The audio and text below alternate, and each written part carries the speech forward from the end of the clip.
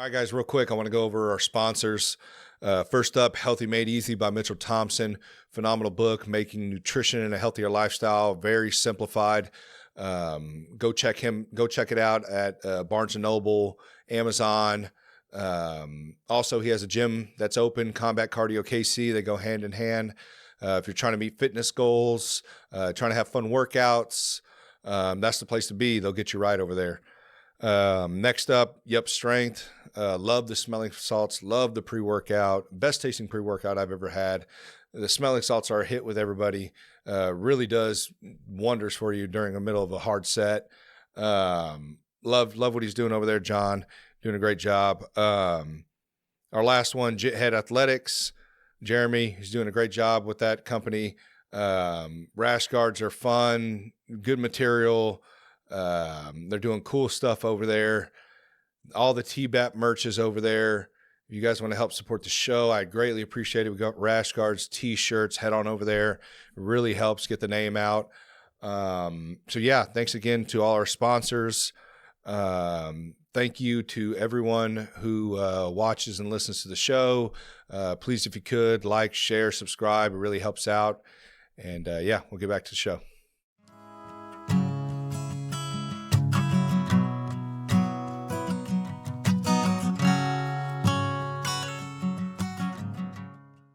All right. Shit. Hey, I appreciate the bottle, man. Stella Rose, one of my favorites. I like the blueberry one, man. I don't know if you guys ever had that one. I have. You want some? I'm good. Good? That's right, me. Awesome. Hell yeah. I seen you eyeing that rooster, man. I thought you were going to take a shot. I should. You want more? Are you good? I'm good. You good? Cool. Okay. I was on a rooster too for a minute too. Yeah. You got shot glasses? Yeah, I'm sure somewhere. We got some shot glasses over there? Doc? What is this? I thought we had some over there. Oh, that's. I knew you was gonna. Shit, use the rooster head, man. I'll clean it later. Love them some good. No, that's 223 rounds. Yeah, I can't remember who gave me that. I think Michael did, actually. Yeah, he was on your guys' podcast too. What was that, like 3-4 weeks ago? Something like that? Oh, you talking about yeah. Michael Reisinger? Go Yeah. ahead and get this out of the way. Yeah, there you go. Couple Michaels, few Michaels. Oh, yeah. I'm an old-fashioned guy. That's all I drink is Really? old-fashioned. Oh, I usually do a whiskey water. That's usually what I do. Stay hydrated while you're getting drunk.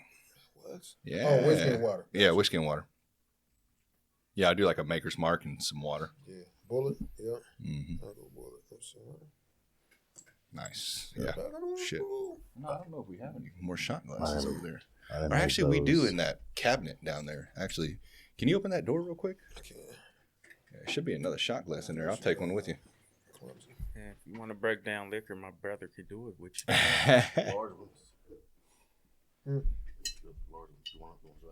The green.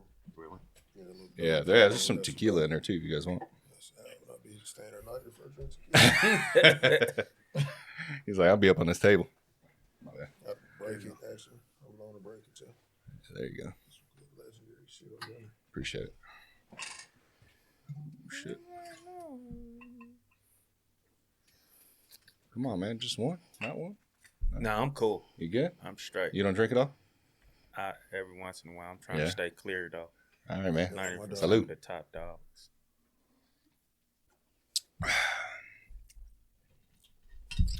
Yeah, it's sugary. What is it? Honey Jack. Gotcha. I usually do old-fashioned with a shot of screwball. Yeah? That's Nice. Right up my alley. I've had some like peanut butter screwball one time. That shit's pretty Screwball. good. Yeah. That's screwball. Oh, is that it's Yep. just peanut butter? Yep. Oh, okay. I didn't know if they had different flavors, like originals or anything like that. Put a head on for the. Oh, She yeah. don't leak out. No, you can. All right, let's do it. The rooster is a girl. Nah, it's a boy. Chicken is- Yeah, chicken's a girl. I got a couple in the back. Got 3 of them. You from you was raised on the farm No, or something? hell no, dude. YouTube What? University. What made you get some roosters and chickens? I wanted them. I started looking at YouTube It was videos just random. on chickens. Yeah. How did you know what was girl and what was the boy? I didn't know. He just told me. I knew one was I'm saying, different. what made you ask? Because I said because you she. were saying she, so that's what made me ask him. You was talking about the rooster, right? When you said shit. Yeah. That's what made me ask you. Then there's a Just think of a cock. Yeah. It's a boy. I'm saying it made me feel weird. Yeah. He couldn't wait. He Couldn't wait. feel weird. It's a man. You be going on them Animal Planet deep dives and stuff like that? Dude, I Wormholes? used to, man. Especially growing up, man. I feel like Animal Planet was the shit, bro. Yeah, Shark sure. Week. Absolutely. I still watch it, to be honest. I know. I don't have cable anymore, so. As I I don't got either. older, I feel Samsung sorry TV for has that. that, what is it, that 4K Nigga, nature. I won't step really? on an ant. That's all I watch. Bro, I be walking and just hoping I ain't stepping on ants now. So we used to hold magnifying glasses to Burn. ants, and Yeah. bugs and stuff. So now I be feeling. Now the other day I was thinking about us catching lightning bugs and holding them in them jars. I'm like, dang, that's messed up, bro. Whatever happened to Using lightning their bugs? butts for Right, ink you and ain't shit. seen them. I ain't seen them in a while. Yeah, actually, now Yeah. you mention it. Yeah, they- I ain't seen Maybe a 'cause we're not lightning looking, bug in though. a minute. It's been a last minute. Yeah. Okay, if you seen one, that's cool. Well, fellas, I appreciate you coming. I've been looking forward to this. You guys had me on your podcast. Yes, sir. What was that? 2 Like 2 weeks ago? Yeah. Yeah. Amazing. I mean, what you guys Appreciate did, you guys had me and all up in the closet just releasing all the skeletons. Did 2 episodes. Y'all got right? deep. Yeah. Did Streamline and Indelibly. Yeah. It was a great So, time, man. I know he's like, just stay for another 25 minutes. What we talk for? Almost an hour? Another hour, yeah. Yeah, I'm a yapper, man. I like to talk. That's kind of why I started this. That way I don't annoy people. I just invite you over if you want to talk now. But ain't that a podcaster's dream, though? Getting somebody who will actually talk. Yeah. Yeah, It takes it takes kind of the stress off of you a Yeah, little make bit. it easy. Yeah. Even if you got a bunch of questions, you just like, Yeah. go ahead, bro. I know. Do you guys ever get to a point to where like you rewatch your last podcast and you're like, fuck, I should have said this. I should have, why didn't I reply with this? Or why was I so hesitant on an answer I'm so confident about? You know, like you ever deal with that? Well, you mean a podcast that we Like a previous were episode? on or something that we hosted? Either or, but specifically probably something you hosted. Yeah, I don't really be tripping off what I didn't say. Mm-hmm. It'd be like the little stuff like Nick talk about it all the time. The ums and the likes and the little whatever. stuff. I hate when I say whatever. I'd be like, or whatever. Mm-hmm. Yeah, But I dude, don't you know like what's that. funny though? It's when you hear other people podcasting, it doesn't bother you. They do it all the time and it don't bother Don't me. bother me I at all. just don't like Bothers me. how or whatever sounds coming out of my mouth. Right. It ain't about what nobody else think. It's about like what I feel. Mm-hmm. I think in the early stages that, like, man, I should have said this, I should have said that. But I think it just comes with needing to do more prepping. Right. Prep more. That means I should have prepped more on this one. True. Yeah. Other than that, I don't. I know, but sometimes I just get caught. Like I had Patrick Tui on the last podcast on Monday, and great guy, man, really smart. He does like he's like a journalist for Kansas City Star. He works for like a think tank. Very into politics. Doesn't think he's a libertarian, but I try to convince him that he was. But like we were talking, and I was explaining. We started talking about Dave Smith, who's like kind of like my guy, you know, that I look up to a lot. And he asked me something like, oh, the conspiracy guy. And for some reason I said, yeah, even though I knew like, yeah, maybe a little bit conspiratorial, but not really. And I just kind of went along with it. But then midway, I'm like, well, yeah, maybe he is, you know, talks about stuff on Israel and blah, blah, blah, you know, and being in the war in Iraq and the causes. And then I caught myself and I'm like, hold on, no, he's not conspiratorial. Everything he says is usually based off of history, or, you know, like he goes down the line through history. Is he right on everything? Probably not. But I don't know why I got caught up like that. And I think maybe it's sometimes just in the moment, you know. You think in your head like, man, why did I do that? Yeah, well, that's what I thought afterwards. Like after he left, It was after. It wasn't during. no, It wasn't after he during. left, and sometimes when you sit back and you process stuff, you're like, why did I say that when I've never thought that before about this individual? And I just think sometimes, and this was later on in the episode, so we talked for almost 2 hours. The like navigating conversation, especially like what we all do, is difficult. And I'm starting to see that now, like how difficult that can be, because it looks like we're just talking. And like today, we're probably going to chop it up, having a good time. You know what I mean? Yeah. Like we're all cool. I just met you, but you know, we just took a shot. We're cool. Yeah. But it's like, How to cock.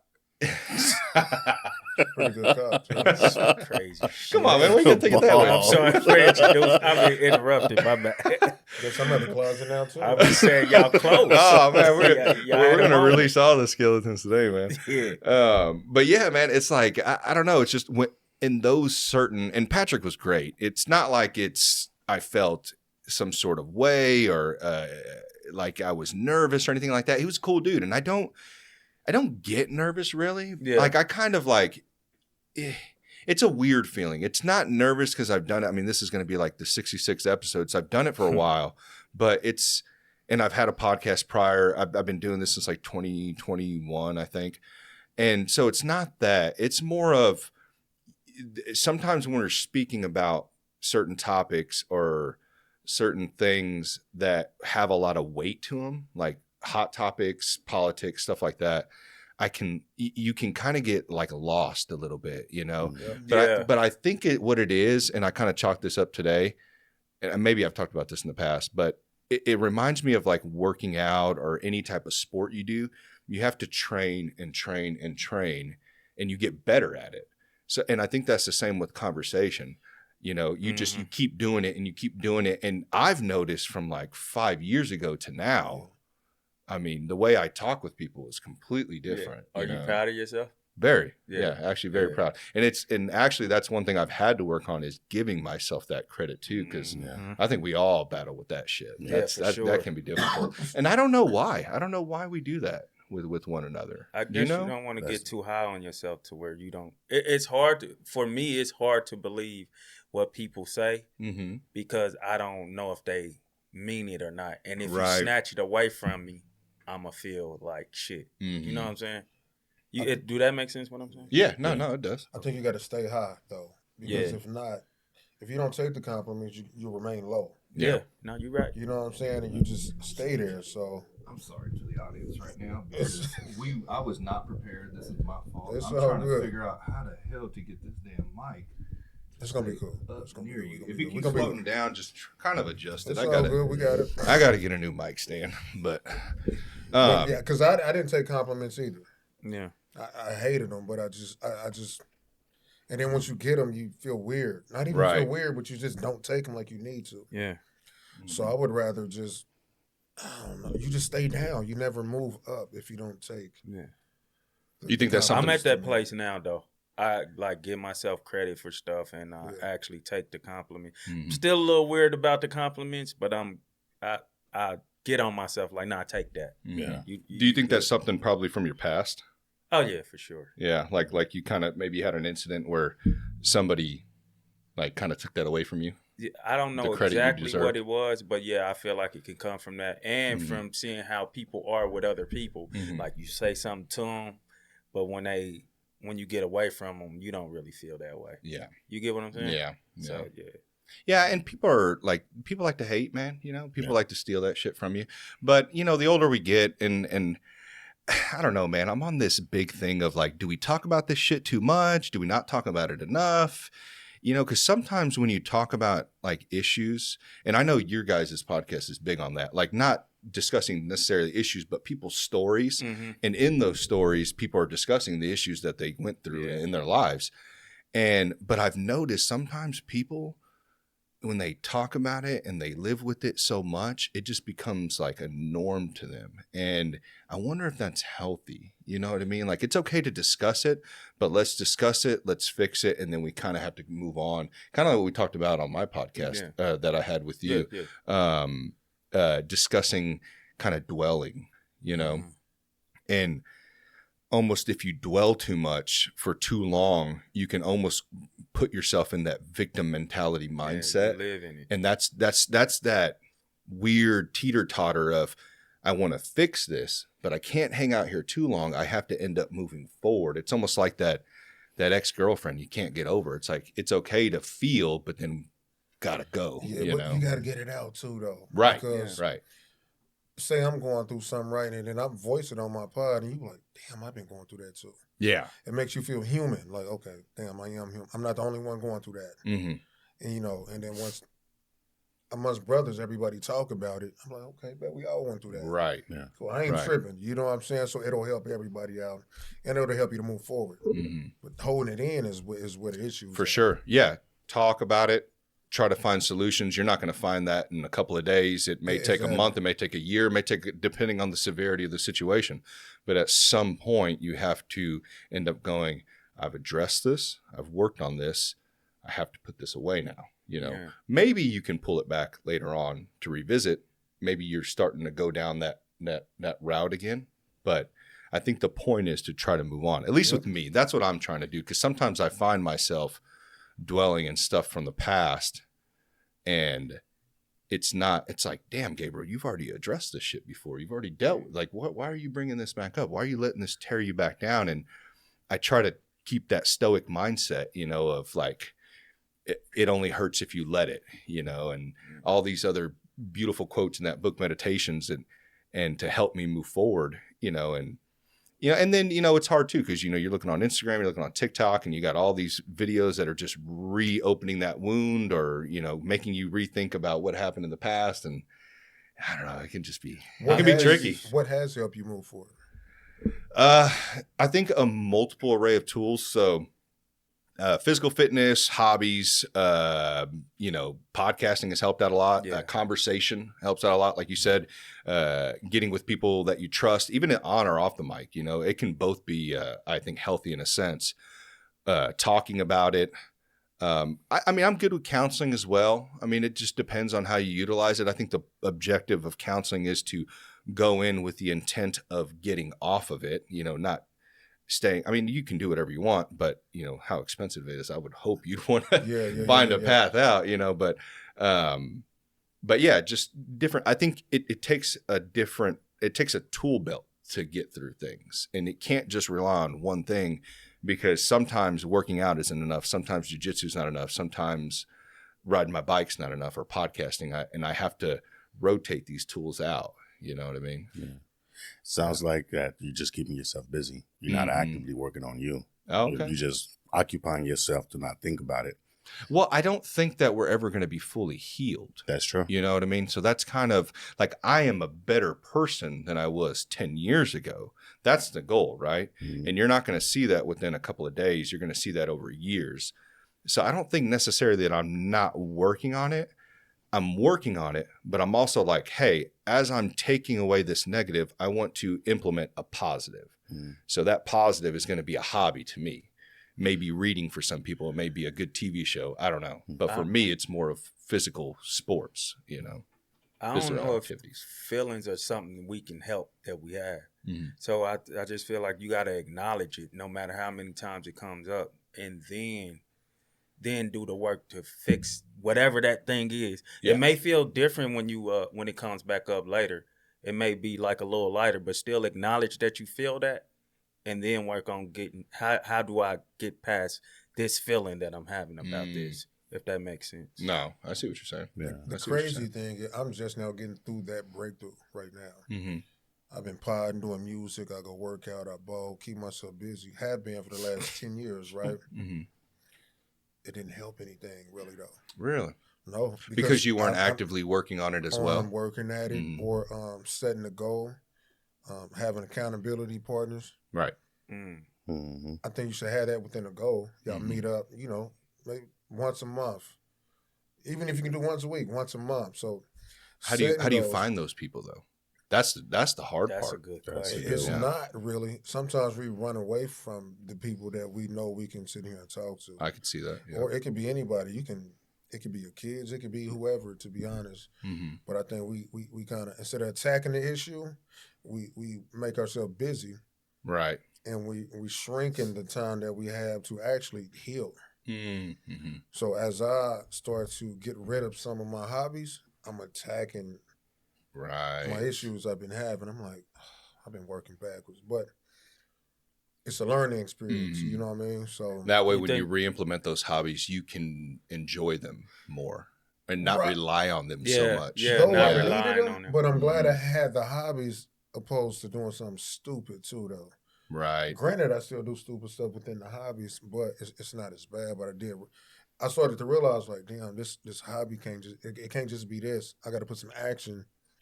I can't just do the hobby and not work on initially what I needed to work on. Right. So so just having goals, small and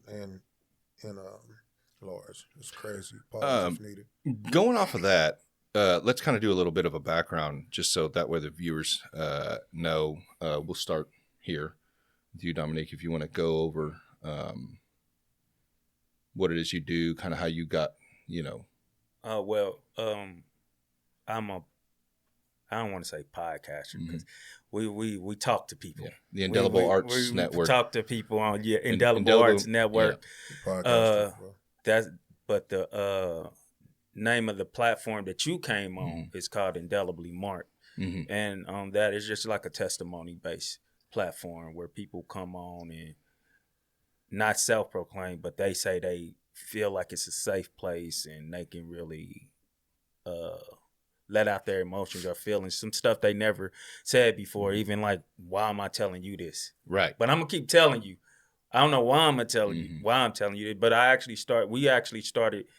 me and Nick started podcasting 2017.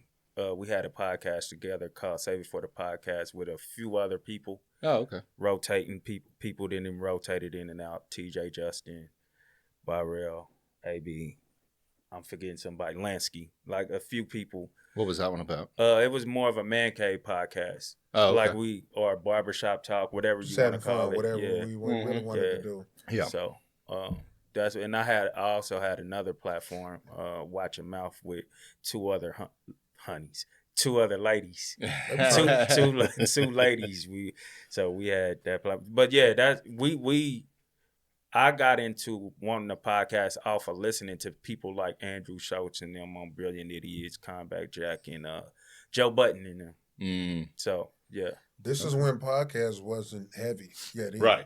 Especially in Kansas City. It wasn't, for sure. And still now, Kansas City's still kind of wild, wild west out there, to be honest. I mean, there's a lot popping up, but only the last 4 years. Down too. Oh, for sure. Yeah. Yeah. Hit 30 episodes and they fall off. It's hard, man. It's a grind. Not even 30. Yeah. It's a grind. It's hard. It's hard to connect with people, because you kind of got to be the greasy wheel first and reach out to people. And, that's hard to do. You kind of got to be humble about it, I got a question on that when they get done. What? As far as the pod, but you want to? Oh, but no, but I was going to say though, on your Indelibly Marked, since we were talking about it earlier, I mean, the way you guys have that setup, studio, beautiful. I mean, everything, man. It's weird because it's very lax.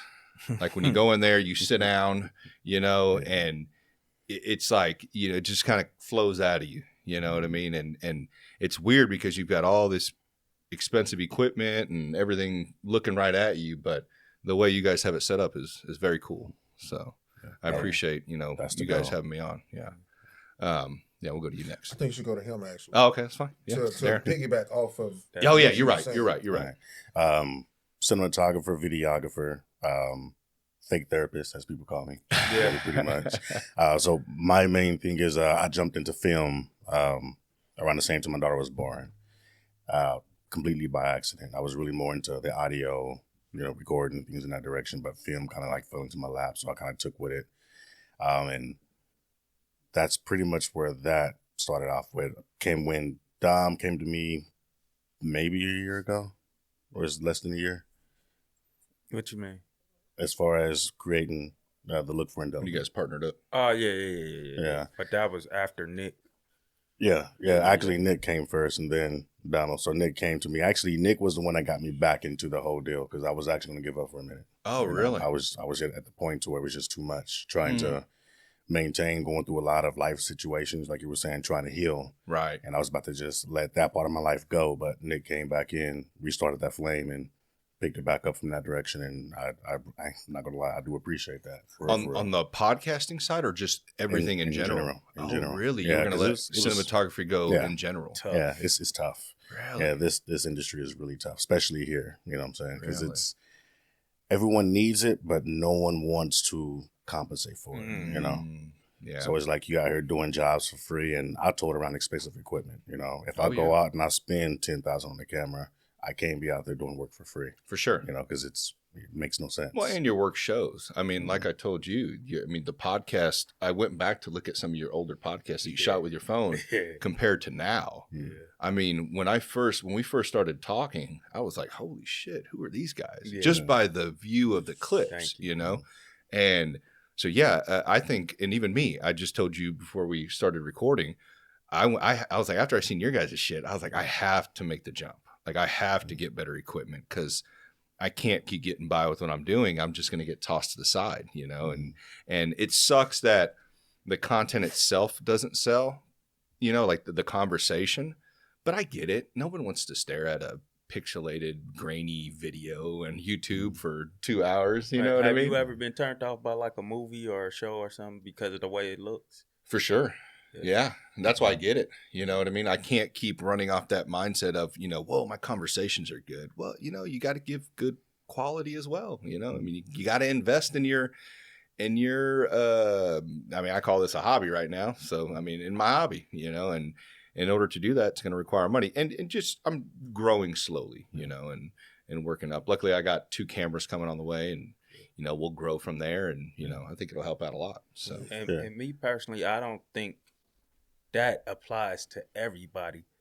I feel like that applies to smaller creators like us because we don't have these big fan bases already before we come into podcasting or whatever we want to do to be able to lean on these cult fan bases that'll follow us anywhere we go.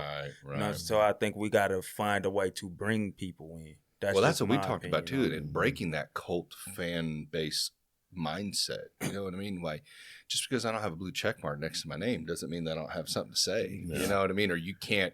I mean, I feel like you could relate more to me than a blue check mark, or relate more to you guys. But why would I click on your stuff? Because it's a lot. While you may be interested, and there's a lot of people who aren't interested, who keep telling me they're interested. Right. It's like when I was doing music, or when people were doing music and stuff, and they try to give you a burnt CD, be like, hey, I rap better than Jay-Z, da-da-da. It's a million people saying that, and you keep getting let down every time. So, you might be dope, but they didn't mess it up for you. So, that's just how I look at it. Yeah. A lot of the times, it's not really all about the quality. I mean, there's been a lot of movies I've watched that looks shitty, but the movie is incredible. Right. The storyline, it has me drawn in. So a lot of the time it's just creating a demand. But he's right though. How many people are drawn to that though? There's probably a lot of good indie films out there. And I'm not saying that the indie films are all shot horrible. I'm just using it as an example. I don't know what else. I don't know much about the Hollywood and the film industry, but let's just say it's shot with a low budget camera. It's a great storyline, but like what you said, what's the initial pull? And some of it's shock value because it just takes that 1 second for them to go and just get up, scroll off your shit. So I mean, can have the best quality and it's still do the same thing. For sure. But at least you got them to click on it. First. But I tell you what, you gotta keep them though. You gotta keep them. But Blair Witch thing is like shock value. It was the first of its kind, and we like, okay, let's see what it's about. That's why they can get away with it. Right. And a few more after them. Yeah, and that was just a couple of go cams and some blurry, shaky images. And, but when I came across your guys', I'm like, is that soft white underbelly? Like, is that in Kansas City? You know what I mean? Like, I'm like, the way it was shot, I'm like, the studio and the, how you guys had it set up, it just looked completely different. I haven't seen anything like that here in Kansas City. I mean, NSPN does a great job on theirs. They got very good quality cameras as well, but it was just, it stuck out. Your guys did. So, and that's the thing, like, you want people to, like, that's how I was looking at it. Like, we don't, as far as Kansas City, when it comes to the podding thing, we just get in front of the mics and get on the cameras. And a lot of us don't care about the production side of it and all of that stuff. And I feel like we put something out to where people would be like, wait, what the fuck? Yeah. What is that? They in Kansas City? Yeah. Wait, y'all, like, some people hit us up sometime on that, like, wait, y'all in Kansas City? Yeah. How have I missed you or whatever? But I'd be on the same time with some, like, your platform. I'm like, y'all here? Yeah. Yeah. I appreciate that. I was going to say that the content matters just as well as the quality. For sure. Because you can have the best quality, right? But if the content is trash. It takes away from the quality.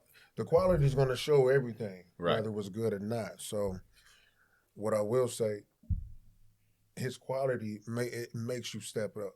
Mm-hmm. That's like playing a great team and then playing a trash team. You playing a trash team, you're not going. Right. You think you got to care though? Take it. What you mean? You said like you care. I care. Like certain people don't care. Like they may just think the quality is enough. Just like some people just think just them getting on the mic is enough. Like you can have his quality and don't step up. That's right. Well, we've had it. We've had this quality, and I've came in there and just winged it. So while I've been doing it, I understand what I had to take myself more serious as well. Yeah. Everybody works. You taking the time out of your day to do whatever you got to do, so don't waste nobody's time. Right. Yes, sir. As well. So, and don't interview people that's going to waste your time as well. So everything has to line up. Yes, sir. Don't punch down. My thing is always saying, do not punch down. I like punch up. You know what I'm saying? So, like having his quality, it's always been quality. Right. But everything is timing as well. Mm-hmm. Yeah. We all are here because we all did something right. Yeah. At some time. Yeah. So to even get on me, right? He was staying with TJ and Barrell, right? Was it just you, TJ and Barrell? Yeah. It's a few people. This is how we met. This is how this all, so I came over there to do some music. Everybody played the game and whatnot. Mm-hmm. So I'm coming on. I'm about to start coming over here. I don't do shit. You know what I'm saying? Mm-hmm. So within that, we have just normal conversations, you know? Yeah. But I'm going to say some outlandish shit. Not outlandish, but you like, he just got to be trolling. I'm not. I'm dead serious, though. Yeah. I'm just always the different. Like, is he really trying to be different, or did he really think like this? Mm-hmm. He watched podcasts. I didn't know what a podcast was, so I got a call. Like, you want to start this podcast with us? Like, what is that? Mm-hmm. You know what I'm saying? We end up starting the pod. So within that, I think that taught us a lot. Yeah. And we got to fumble. We got to do a lot of, we got to know each other. We got to know ourselves within that. Mm-hmm. So as that grew, award time's coming up. You know what I'm saying? We got the Kansas City People's Choice Awards. Mm-hmm. So now we have something to really lock us in. Oh, shit, we can get an award for this? Yeah. Let's do what we can do all combined. And we was just doing all kind of shit, end up winning. So within winning, he meets Honey Trap Podcast, which he produced. Oh, okay. So within all us just doing that, we went on award, we get people reaching out. He's one of the ones who's going to, we all got the passcode and the login to the podcast, but he's going to be the one to go dig in and go through these inboxes and talk to everybody. I'm more of the outside.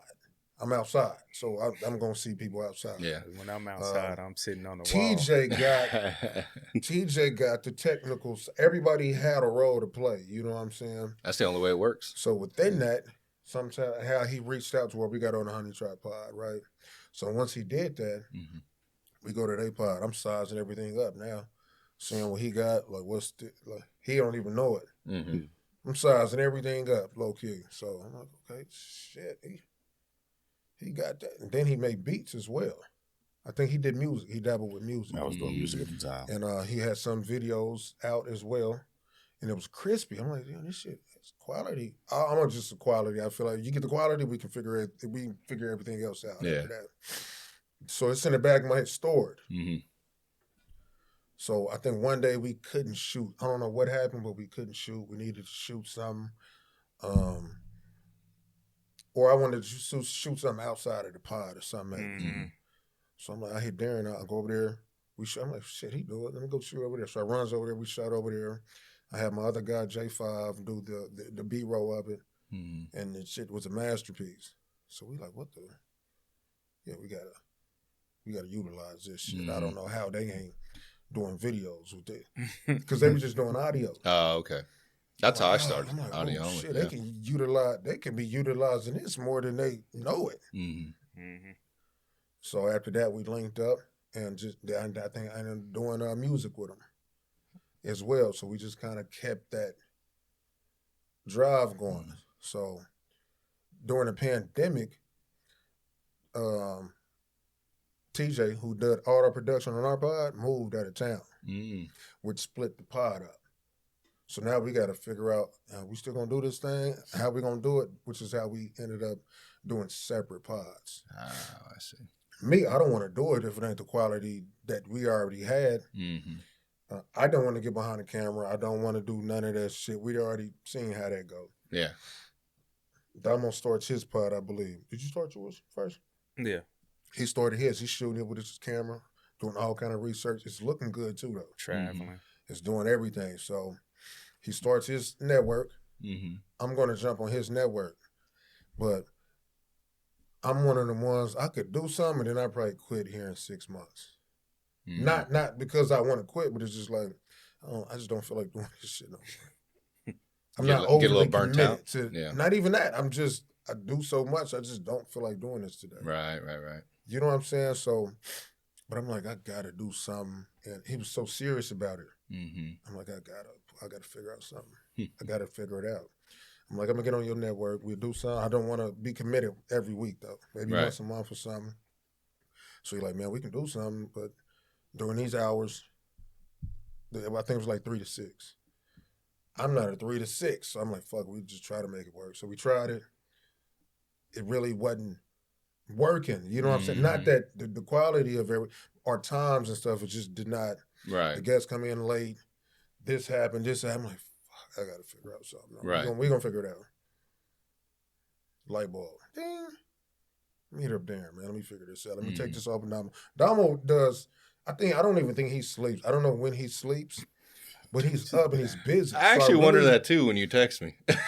How do you be texting me at like 11 o'clock at night.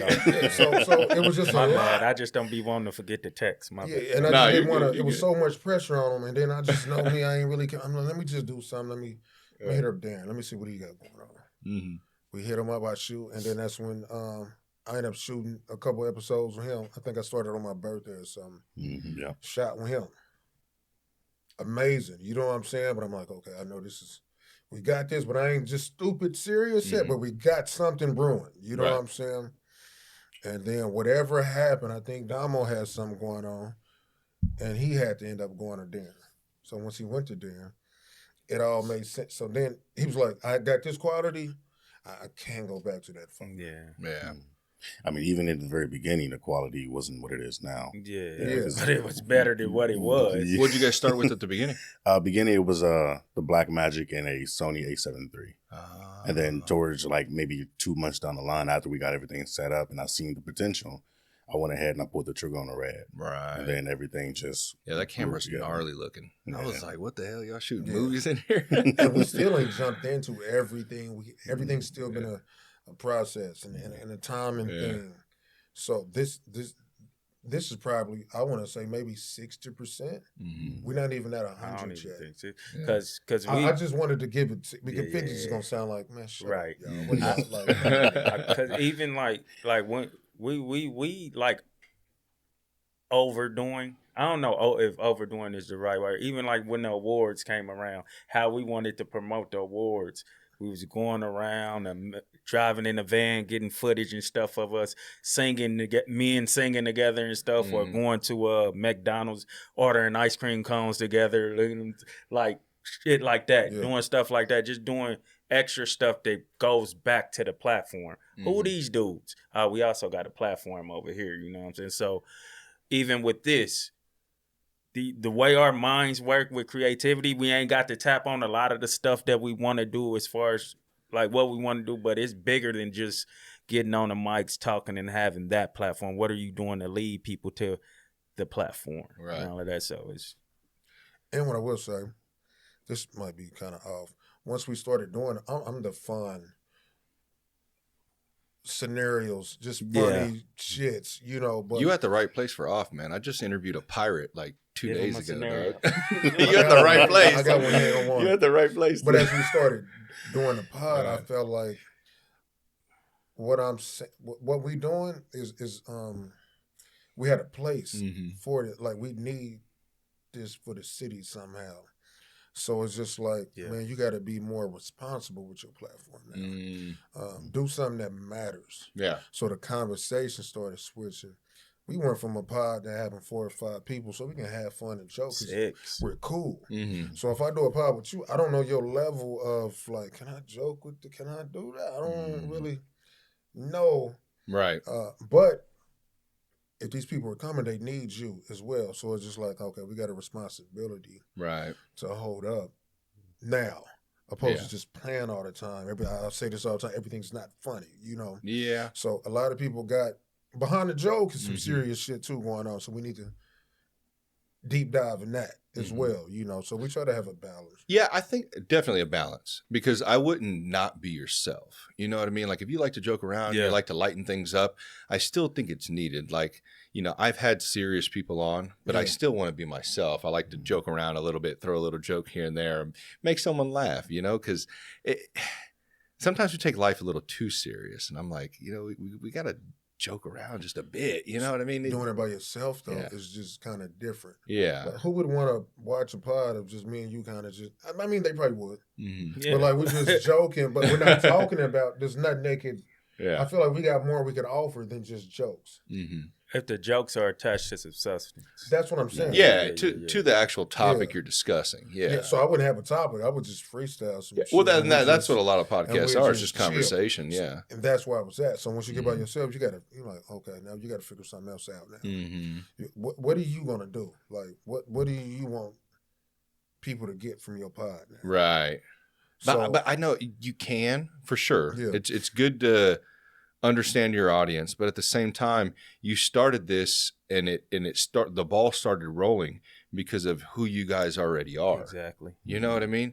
So you got to be careful of getting persuaded by the audience a bit to be different. You know what I mean? Like reading comments too much, you know, looking at just dial some things down sometimes. That's what it was. And another thing is to what you're saying, when people come on your platform, when people ask to be on your platform, obviously you've seen what this platform is. Right. So that means you're coming into my world. Right. You know what I'm saying? So you shouldn't be trying to change that anyway. Which I would, usually I warn people. I think by now people should, I would hope if they asked to come on or I asked them, they would go and look at my content because, I'm always big on, hey, watch before you come, because there may be episodes you don't like.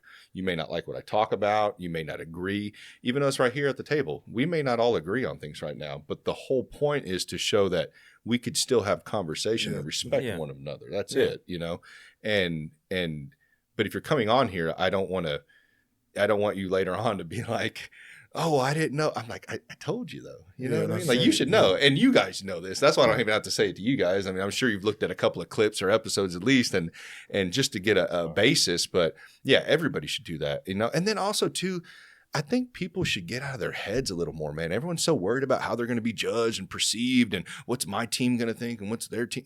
Who gives a fuck, man? Just if he's a good guy or a good girl, like who cares, man? Like go have a conversation with him. How does one's views or opinions, like my views and opinions, may be different than your guys's? That doesn't reflect on you guys being on my podcast at all. We're talking about whatever we want to talk about. If a conversation does come up to where we may disagree with one another, do we have to fight about it? No. I say my piece, you say your piece. We're good. Shake hands and we talk about something else. I mean, that's how I think it should be. And we're losing sight of that. And a lot of times we're fighting over shit, which I understand some topics, because there are certain topics that do leak into our lives where it is affecting us individually, which sucks. But a majority of life, I mean, you'll be fine if someone else doesn't agree with what you like. Or how long did it take you to get to that though? Even disagreements, like do you not go to sleep with them? Like what do you mean? Like my disagreements? We had a disagreement or something, and then like, or you going to sleep like still thinking about it, or you kind of to this day? No. If so, if not, how did you get over that? You know what I mean? I mean, it definitely took some work for sure. I mean, just even getting older, you start to look at things a little different. Yeah. And I think when you start taking care of yourself, you look at things a little different as well. Like, spiritually, physically, all that mentally. But I don't know. Honestly, man, it's going to sound cliche because I'm sure a lot of people chalk up a lot of the advice they got from podcasts, but podcasts have helped me a lot. I mean, we talked about this last time, and it's funny because when I started listening to them back in like 2012, 2013, a lot of people thought it was hilarious. They're like, what? Off of YouTube? Like, what are you talking about? You know? And it's like, man, you guys got to watch this shit. I mean, it's crazy. It reminds me of like XM radio back in the day, and where they could just talk about whatever. And there was such cool things I was getting out of it. Mm-hmm. And it didn't happen overnight, but I took those conversations, and after hearing them repeatedly, because a lot of people talk about the same stuff too, I realized you can start to implement it in your life as well. Easier said than done, but it takes time. And I don't know, man, just at Rogan, I mean, we all talk about him all the time. Just he had so many fascinating people on all walks of life, and they all would just tell their stories and their advices, and like not everything was great advice, but you know, you seen what was working from the individuals that were on there. You were able to follow them and then see their life and then see what they, you know, it was like a whole, like if it was a board and all these red strings, like it was crazy, man. You know, where him in the middle led to all these figures that I look up to today and really helped me. And all them got pretty big platforms now. Yeah, too. Very big platforms, man. And, you know, it's just, I mean, many different people, man. I've learned a lot of things just from Jordan Peterson to, you know, David Goggins to, you know, these guys to hell. I remember one of the first episodes, well, not first, but one of the first ones I remember was Rogan had a Freeway Ricky Ross on. Yeah. And I was like, who is this guy? Like, I thought it was the rapper at one point. And then I learned about this dude who's like the real Rick Ross and his whole story. And that episode, actually, I've listened to like 2 or 3 times because he had really cool things to talk about. Dude, there's so many people, man. I mean, it's crazy. Like you said, Andrew Schultz. I mean, he's a really cool, like Flagrant. Their podcast is really cool. But yeah, man, it's really helped me a lot. And just advice on how to implement it into your life. I don't know, man. It took time. It took a lot of failing and figuring it out and seeing what works and, you know, picking myself back up, just like anything, you know, and being open to fail. Right. Yeah. Yeah. Well, in realizing it and taking it on the chin and just keep going, you know? Yeah. But yeah, man, it's just, I don't know, man. I'm sure it's different for different people. You know, I mean, we're all kind of this. I feel like we're all kind of the same with different backstories and stuff like that. I mean, we have a lot of similarities, but the way we approach things may be a little different on how we, you know. Weird. So what's helped me is thinking about death, right? Because we all got to go. Right. So I'm not about to keep stressing, keep doing this, and you have to go. You don't know when you're going to go, right? Right. So why not attack and do what you are set to do? Some people don't even know what they set to do. Or we're just working and we're just moving, not doing anything. Right. So if I was to die, would I be like happy about how my life is going right now? If not, what can I do different? So do you want to find purpose then? Like live with a purpose. Like, what am I doing? Like, I'm just going to work. I'm going to go bowl. I'm going to go hoop. I'm going to go rap. Like, it's got to be more than life. Like, what else does life offer Nick B? You think that's when that's about figuring out purpose? Right. That's what I'm saying. Yeah. So me thinking about death a lot, it's just not that I'm like, damn, this shit better be over. But sometimes you do think like, man, like we're born to die. Like what the fuck? Like, what is this about? Yeah, and it could be at any day, you know? Yeah. I had a guest on that lost her husband at 30, I think he was like 30 or 31 years old to cancer. Like, you just never know when your time is up. And that's, I mean, it's weird. You don't want to think about it, but it can definitely happen. But I get worried about, though, and I understand what you're talking about, because I had a phase in life where I really thought about death a lot. And of course, it still pops up in my mind every now and then.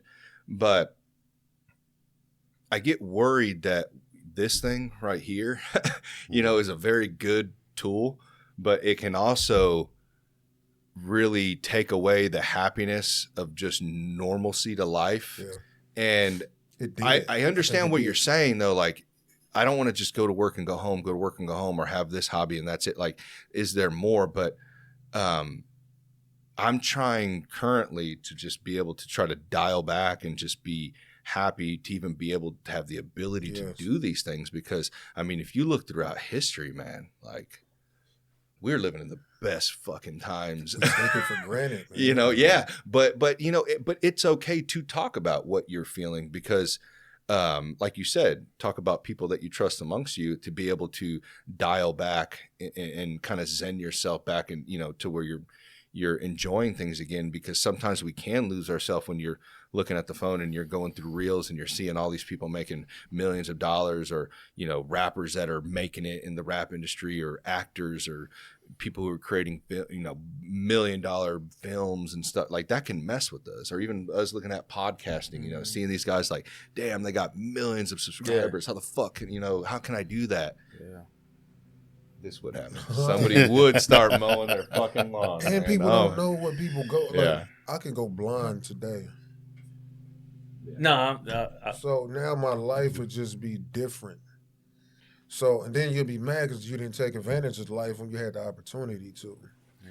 Or something can happen to you. Your foot, you got to get your foot amputated or something. Mm-hmm. So now your life is just different. You can't run. You can't do the shit you know, you normally wanted to do. So now when you go hoop, you don't even take it serious. When this is one person over here who can't even walk. And they like, bro, I can't even walk. And you out here, you got all the talent in the world. And you just don't even take it serious. Mm-hmm. See, some people like take that death thing you were saying. Yeah. Like some people take that and be selfish with it. Like, what can I do for myself since I gotta die any day? And then some people just take it and try to figure out purpose of being here.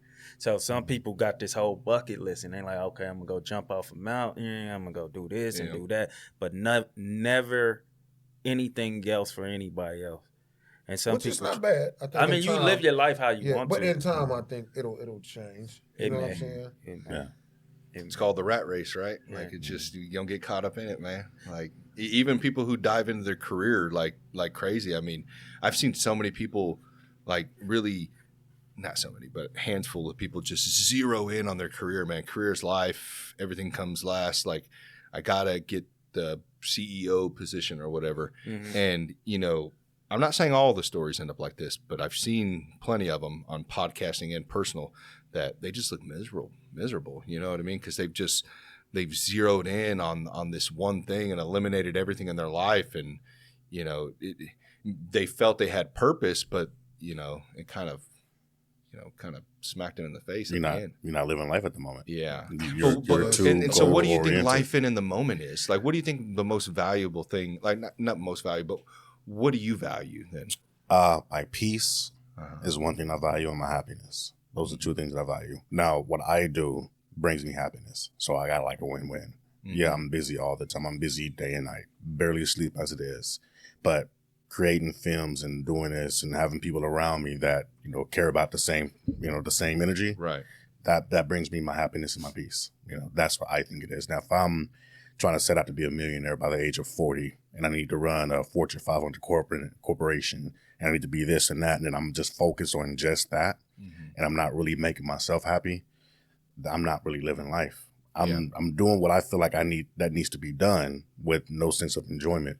And in the end, once that day does come, you're going to reflect back and realize that, damn, it was all just a fucking waste. Because even if right now in your business, if you were to make it all about the money and chasing that millions of dollars, you would probably burn yourself out, right? Without enjoying the process. Of course, you'd love to make big money like that, for sure. But it's the live in the moment is what you're basically saying. And live in the moment, enjoy every day. You never know when life is going to end, you know. Yeah. And even though you're not making what you want, not saying that you're not, but even this is what I tell myself, even though I'm not making what I want now, I still have more than enough currently.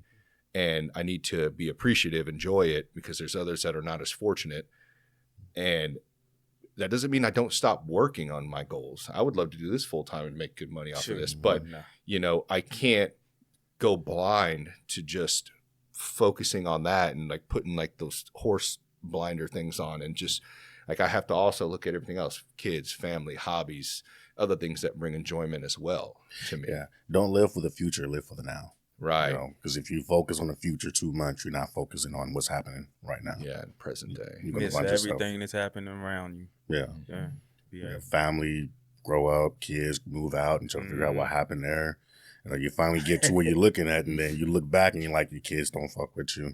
Yeah. Your wife probably is not there anymore. You are literally isolated within your own creation because you were so focused on the future and not the now. I see that so much, especially in men, dude, when it comes to jobs and stuff like that. I'm not saying women don't go through their struggles as well, but just speaking from a man's point of view, it's like, man, like yesterday, I was driving on the highway watching these guys lay asphalt on the highway, man, in the middle of the night, Yeah. And I'm just like, God, dude, you know what I mean? Like that's a tough job. I know those dudes work like 12 hours, 14 hours a day. Like, I can't imagine, like, your kids are at home, they're all sleeping, then you come home and then you're sleeping. Like, I used to work a night job. I know how that shit feels. I just worked one a couple of years ago, like it can suck sometimes, and where you got to go and, flip your hours and then on the weekends and then you're exhausted and, cause you're used to your pattern during the week. And so, yeah, I mean, I think that's key, man. It's just being appreciative in the moment for sure, But sometimes, man, and speaking of you, because since you like the whole, movie stuff and the cinematography, I always feel like when I grew up, like I thought life was like the movies. Yeah. You know what I mean? Those 90s movies that we all grew up on, where it's like, dad has some of the 90s movies. Some of the 90s movies. I won't say all of them, but you see the blockbuster Hollywood movies, man. What's your favorite 90s movie? Oh man, don't put me on the spot right now. Name 1 out of 5. Man, dude, I hate when this is like music, man, where I have playlist after playlist, but I can't think of a damn movie or a name. I'm bad with names, man. I don't know. Start jogging my memory, man. Give me some. Give me some of yours. You talking about 90s? Yeah. What genre? Don't matter. You like Heat. You like Heat. Heat? Yeah, I feel like you like Heat. Is that the Robert De Niro movie? Yeah. I don't even know if I remember that one. You watch A Bronx Tale? I love Bronx Tale. So you like The Bronx Tale. Got you. Yeah, I mean, that's like, but Bronx Tale wasn't 90s, was it? I thought that was 80s. Any movie from the 90s. I think that's the 90s. Is it 90s? Yeah, I think it's 90s. Yeah, that's a good movie. Yeah, I mean, I like all those classics, like, The Godfathers and all that stuff. I think those are more 80s, but I don't know, man. I'm trying to think. Man, let me look up some. You like some Steven Seagal stuff? Dude, do you remember Half Past Dead? Come on, man. That used to be the movie, but that was 2000s. There we go. That was 2000s. That was a good Double movie. Impact? Double Impact? I don't know if I've seen Van Damme, you like them kind of movies? Van Damme? No, I never watched a lot of Van Damme movies. Jackie Chan, though. I remember Jackie Chan. Rush Hour. Bro, Rush Hour. Bro, I still watch Rush Hour. There you go. That's one movie out of all the movies you said. That's the only movie I've seen. Rush Hour? Really? Yeah, this guy. You never seen The Bronx Tale? Don't go through again. Don't really? Your time. You ain't never seen The Bronx Tale? Say it one more time so everybody knows. Everybody knows. That's a classic, dude. That's a classic movie. Yeah, movies wasn't my thing. So really? Y'all name movies. I just okay, that one. Yeah, I remember that. I'm looking it up right now just so I can jog my memory. Oh my god, I type in 90s movie and Don't Be a Menace to Society pops haven't up. Seen it. That was a funny movie. Do you now that you were in Showgirls? Remember Showgirls? Oh, you haven't seen that either? Or Menace to Society. What did you watch when you were growing up? Like Turtles and fucking I don't know. Turtles? Like Ninja Turtles? Yeah. Oh, okay. I like Ninja Turtles. I was a Ninja Turtle fan. Home Alone. Oh, Jumanji. You've seen Jumanji. No. What? Sorry. What the hell, man? Did you guys have a TV in your house or what? Did you guys have a TV? Jesus Christ, you never thought to turn it on? Put a movie in? Independence Day? That was a good movie.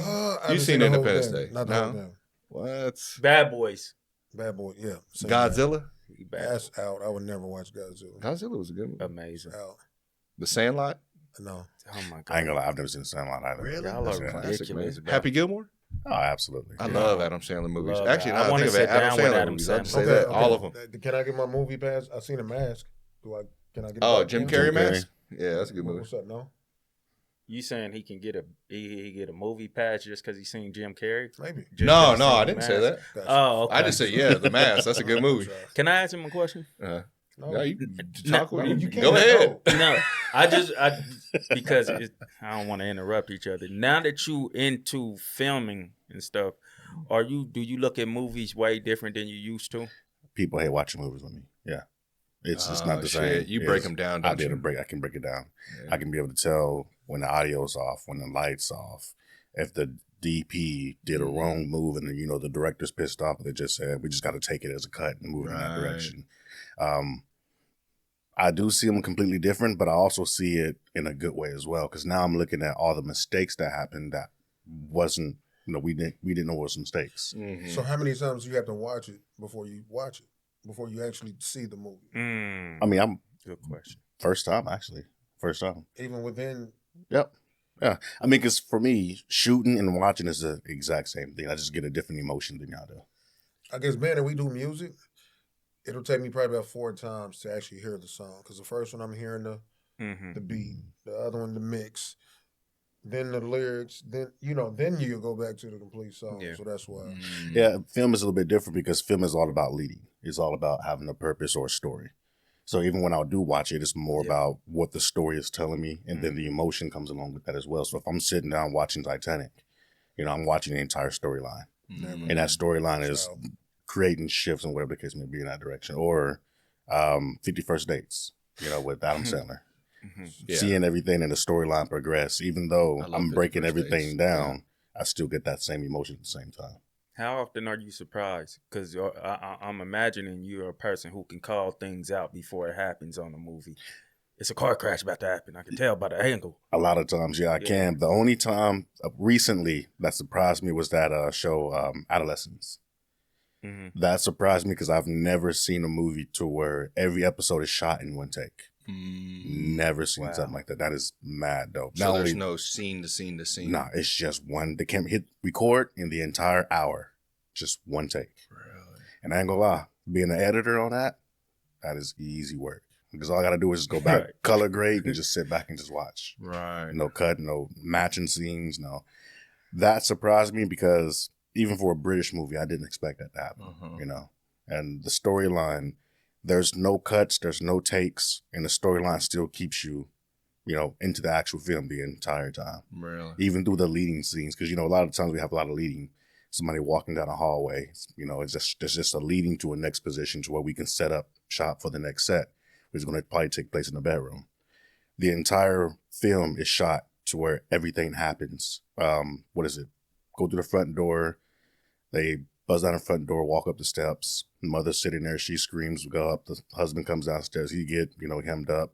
Go upstairs. The daughter's in the bathroom. They pull out, come through, find the child inside the room. Come to find out he was suspected of murder, going through that situation. Going back into the hallway where more dialogue is happening. And then father's yelling back, turn back around, getting the son. He pissed himself. All this happening. Jesus Christ. Grab him downstairs. Of Cops, dude. What is this? What movie was this? He said Adolescence. He said, hey, well, at least you watch TV shows. You watch Cops. Cops was the shit, dude. Hey, they actually said crime decreased during Cops. But then I think they got caught up because they were planting drugs. That's what I heard. It decreased because you're seeing this shit on there. Yeah. They're like, damn, that dude. Because remember at the end they'd be like, yeah, he got 5 years in probation. Yeah. You're like, fuck, man, I ain't doing that. You know the song? Do I know the song? Yeah. Nah, I can mumble it. Yeah, okay. I just know, bad boys, something. What you gonna do? Like everybody know, but I've never heard anybody say those I'm words. I'm like on the Bad Boys the movie where they just what was it? Martin Lawrence never knew the words. None of us know the words. I still don't know the words. Yeah, the cops don't know the words. We should go. That's some content right there. Walking up to cops and sing cops. That is some content. None of them know it. I'm sure. Oh man, I'm gonna look up the lyrics now tonight. Actually. Mm-hmm. I do know one of my favorites on my top list is Braveheart. I really love the movie Braveheart. That was Mel like Gibson, right? Yeah, Mel Gibson. Mel Gibson made a lot of good movies. The Lethal Weapons, those were always fun. Amazing. Mel Gibson, was he in Bodyguard? No, that's Kevin Costner. That's right? Kevin Costner. Yeah, I'm sorry. That's Kevin Costner and Whitney Yellowstone. Houston. He's doing Yellowstone right now. Right? That was a good show. Yeah, I thought it was beautifully shot too. What do you think the most? And I'm sure you have your Mount Rushmore of movies, but what do you think a couple of them are that are like stick out to you? Let's say just shot wise, and then we'll do like storyline. Okay. Shot wise. Ooh, that is a real tough I know. one. It sucks. It's like you know it, but like it's hard to be put on the spot for. I know what it is for him. What is it? Shit. Brokeback. Huh? Brokeback. Never seen it. Brokeback Mountain. I haven't seen it, but I've heard about it. I've heard about it, but I've never Hey, you seen remember it. Scary Movie when they made fun of Brokeback Mountain? Yeah. And it was, No. man, what was that one dude's name, man? Anthony something. Mackie? No, the bigger black dude. He had like the, fuck, I can't remember what fucking. I can't think of it now. Anderson? Anthony Anderson. Yeah, Oh, Anthony okay, Anderson. yeah. And Blackish. Kevin Hart was Yeah, in that. yeah. And they were in the tent, and he was like, man, what you doing? He's like, oh, I'm just trying to grab these nuts. Okay, He just yeah, I know what pulled you're out a bag of talking nuts. about, Yeah. You remember the Scary Movies when they would make fun of the original movies? Iconic movies. Oh, man. Iconic. Scary movies are hilarious, man. Yeah. Stop trying to irritate me, bro. Could you ask me? I'm trying to sorry, figure my out what's. I mean, I like. I think it was like 1943 or 1743? Oh, 1923? Yeah, there we go. Or something like that? The war movie. Yeah, No, I know what you're talking about. What is that? I think First time I ever heard I of have that that was soundtrack. today. Yeah, that was Like earlier today. I've never heard it. I was watching something and they mentioned that movie. No, for real. Yeah, it's shot very well. Beautiful Okay. movie. 1923 was it with what's that dude's name? What's that guy's name? Not Clint Eastwood, Harrison Ford. Harrison Ford. There we go. Was that Yeah. the one? That was Because 1883 was the Yellowstone prequel. So Yeah. or not, but that I don't know if that's the war movie though. That's What's the Western movie. movie. Denzel. Well, No. this is Is it that movie? no, not that. Nah, it's no. a different one. The one with Denzel. Where he had the Dude, tear. he got beat up with a sock or something with a soap inside. I don't know if I've seen that one. What is it? You have seen it. I'm Is it a describing funny awful. movie or a real war movie? It's a real war movie, but not real. I think the dude name was Remy or something. White dude was bald headed. I think they cut his hair. or I would something. have to see it. What? It's like a war movie, but not a war movie. It's not a war. Oh man, this is gonna fuck me up. But I've seen it actually. What's it about? It's about war. No, it's about It ain't Tropic Thunder, is it? no. No, it's, Tropic Not Thunder's Tropic Thunder. Classic, bro. The one with Robert Downey Jr. It It was not dude, Tropic was kind of Thunder. bullying dude, and he was like, Is that true? and they was No, hitting that's him a with basketball movie. socks with soap in it and shit. I can't remember. So black what that dude was. was the black dude was kind of like the main character. I'm butchering the So fuck hitting out him of with this. soap. Yeah, I don't know what you're talking about. I don't know. We need a I think Jamie. the dude name was Remy. I'm looking this up. I got Go it. ahead. This up. You said Black Dude was the main character? Yeah. There's just so It many wasn't- movies, it man. It's wasn't hard Denzel, to. But what's the other cat? Bald head. You Was said Samuel what? Jackson in it? Maybe. I ain't never I seen don't think Samuel in a The war. only one I can Man, think of Samuel that's a war Jackson's in movie It's every- was not like, I wouldn't be war surprised. movie, but, hold on, let me I think see. it was called Forrest Whitaker. Full Metal Jacket. Full Metal Jacket. That's Yeah, I it. ain't never seen. Oh that. yeah, Full Metal Jacket. I That's heard a good of movie. it. I never seen it. Yeah. So who's the dude that got hit with the sock? With the sock? I think that was It was like the That white was dude that fat bullying white him. kid. Remember Yeah. the one that was kind of weird and shit, Yeah, and he ended yeah. up What's shooting. His name Remy or something? I don't What was remember his name. he was the same guy that Was it shot Pulp himself Fiction? inside the bathroom. Mm-hmm. Yeah. And he shot the sergeant. Dude. Yeah, Who was that the main- R.E. Lee. Who was the main sergeant? Or not R.E. Lee. I what have the no fuck's his name? idea. I ain't seen that movie in so long, but I remember bits and pieces of it. Yeah, that was a good movie. That was about Vietnam. Yeah. Yeah, that was It's a a good war movie then, right? Mhm. Yeah. Okay, I'm Yeah, not it was. back in the game. Yeah, it was about. It started like when they were in boot camp, and then they ended up going to Vietnam. Come on. Yeah, Oh, did you Come say on. Tropic Thunder? Tropic Yeah, I Thunder, said yeah. the wrong movie though. Oh, I That's was a about to basketball movie. I'm talking about the one with the Robert Downey Jr. when he was acting That's black. that's Tropic That's Thunder. Tropic Thunder, bro. Wait, so what's the basketball movie with Will Ferrell? What's that called? Basketball movie with Will I Ferrell. felt like that team was Tropic Thunder. Okay, never mind. Don't worry. Right. I think Yeah. that's semi-pro, isn't it? Semi-pro. That's okay. Yeah, Okay. yeah. there Tropic it is. Thunder. Yeah, Tropic Thunder is the bro. one with Tropic Robert Downey Thunder. Jr. Robert Downey Jr. that dude had me cracking up, bro. Hey. And what was that one dude? He's like, they're like walking through the woods, and he's like, man, I'm thirsty. I need some of this booty sweat. Remember, he had the can of the energy drink or whatever. That's the worst. Advertisements. Oh shit, that was a good movie, man. that I'm was a surprised good they never one. made another one of those. But, No, I gotta. I ain't been in that bag. I'm gonna Oh, get to it. I got one, but I don't want to. man, you guys need to Yeah. sit your friend down, man, and have a movie night or something. I ain't seen watching. Take him no out to the man. movies. There's an Right. AMC not too far from here. You'll watch Marvel, won't you? I may or might not fall asleep through it though. Marvel's cool. They got Marvel's kind of too corny. hard to understand. You got to know all the backstory. Yeah, yeah. That's true. Don't you feel like Marvel got like kind of it was corny a something- little bit? They went a little too jokester. Yeah. I like DC how they're a little more darker. I kind of like that, more serious. You know what I mean? If I'm with somebody that understands it, it makes it easier to watch. Like, there's no use of watching if you don't know the storylines. I understand. Who did what, and you know, you got to sit at the end of the movie. You got to sit an extra 3 minutes because the credits, after the credit, something's coming on. I'm like, what? Yeah, you do be having to sit because you don't want to miss what's gonna come next. Well, they know that it's something coming up next. Yeah. After the third credit, after the third sentence. I'm Oh, like, they what be the knowing. fuck? I ain't all never that. been with nobody like that. Yeah, Doc be on that. He know all that. I'm like, why do you? Like, what? Why Doc out of everybody knowing that? He do. That's He funny. be at work on the movie things, looking up the movie. You know, yeah, it's crazy. Well, you listen to music. You said you rap, right? Yeah. Give us some rappers, man. Who's your rapper? Who's your favorite rapper? Favorite rapper ever? Would Whatever be you Tupac, want. probably. Tupac? Yeah, it'd be Tupac. How do you feel about all that shit going around about Tupac? Have you ever seen some of his videos where he's like in his that arts academy arts? What is that? What's that school Oh, called? you talking about when he was dancing with Jada Pinkett and stuff like Yeah, but it was at school and they were interviewing him and he was all acting kind of zesty. Yeah, that's in Baltimore, I think. Yeah, because they said Tupac was gay, so I'm like, Even that video was kind of zesty though. I give I that. didn't see it. I Yeah, don't seen know it? what's He did ballet coming up in art school. But he was like extra, bro. Had the whole. I mean, but I think he had the earring in the. Remember the earring in the right ear? It was like you're gay. If you have it in the other ear, you're fine.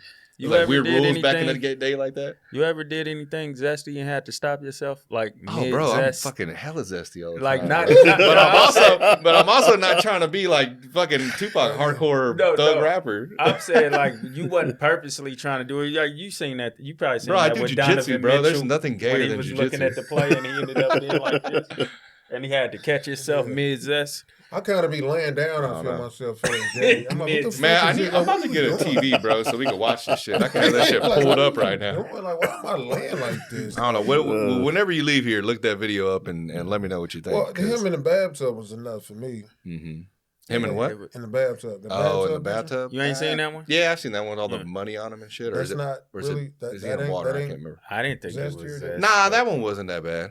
I thought it was a Like- dope picture, to be honest. Yeah, I wonder if they won't cut us you out just if I play a seen YouTube it. video. I will wanted they? to do the picture. Yeah, Okay. not the actual picture. No, Just you take wanted the to do the picture actual picture. myself. You said it. I mean, it's on camera now. Ain't no edits. Yeah, I thought it was a dope picture. Especially as a kid, I thought it was dope.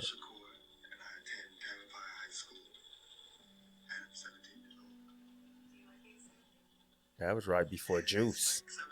That's what they said. He never came out of the character after Juice. Yeah.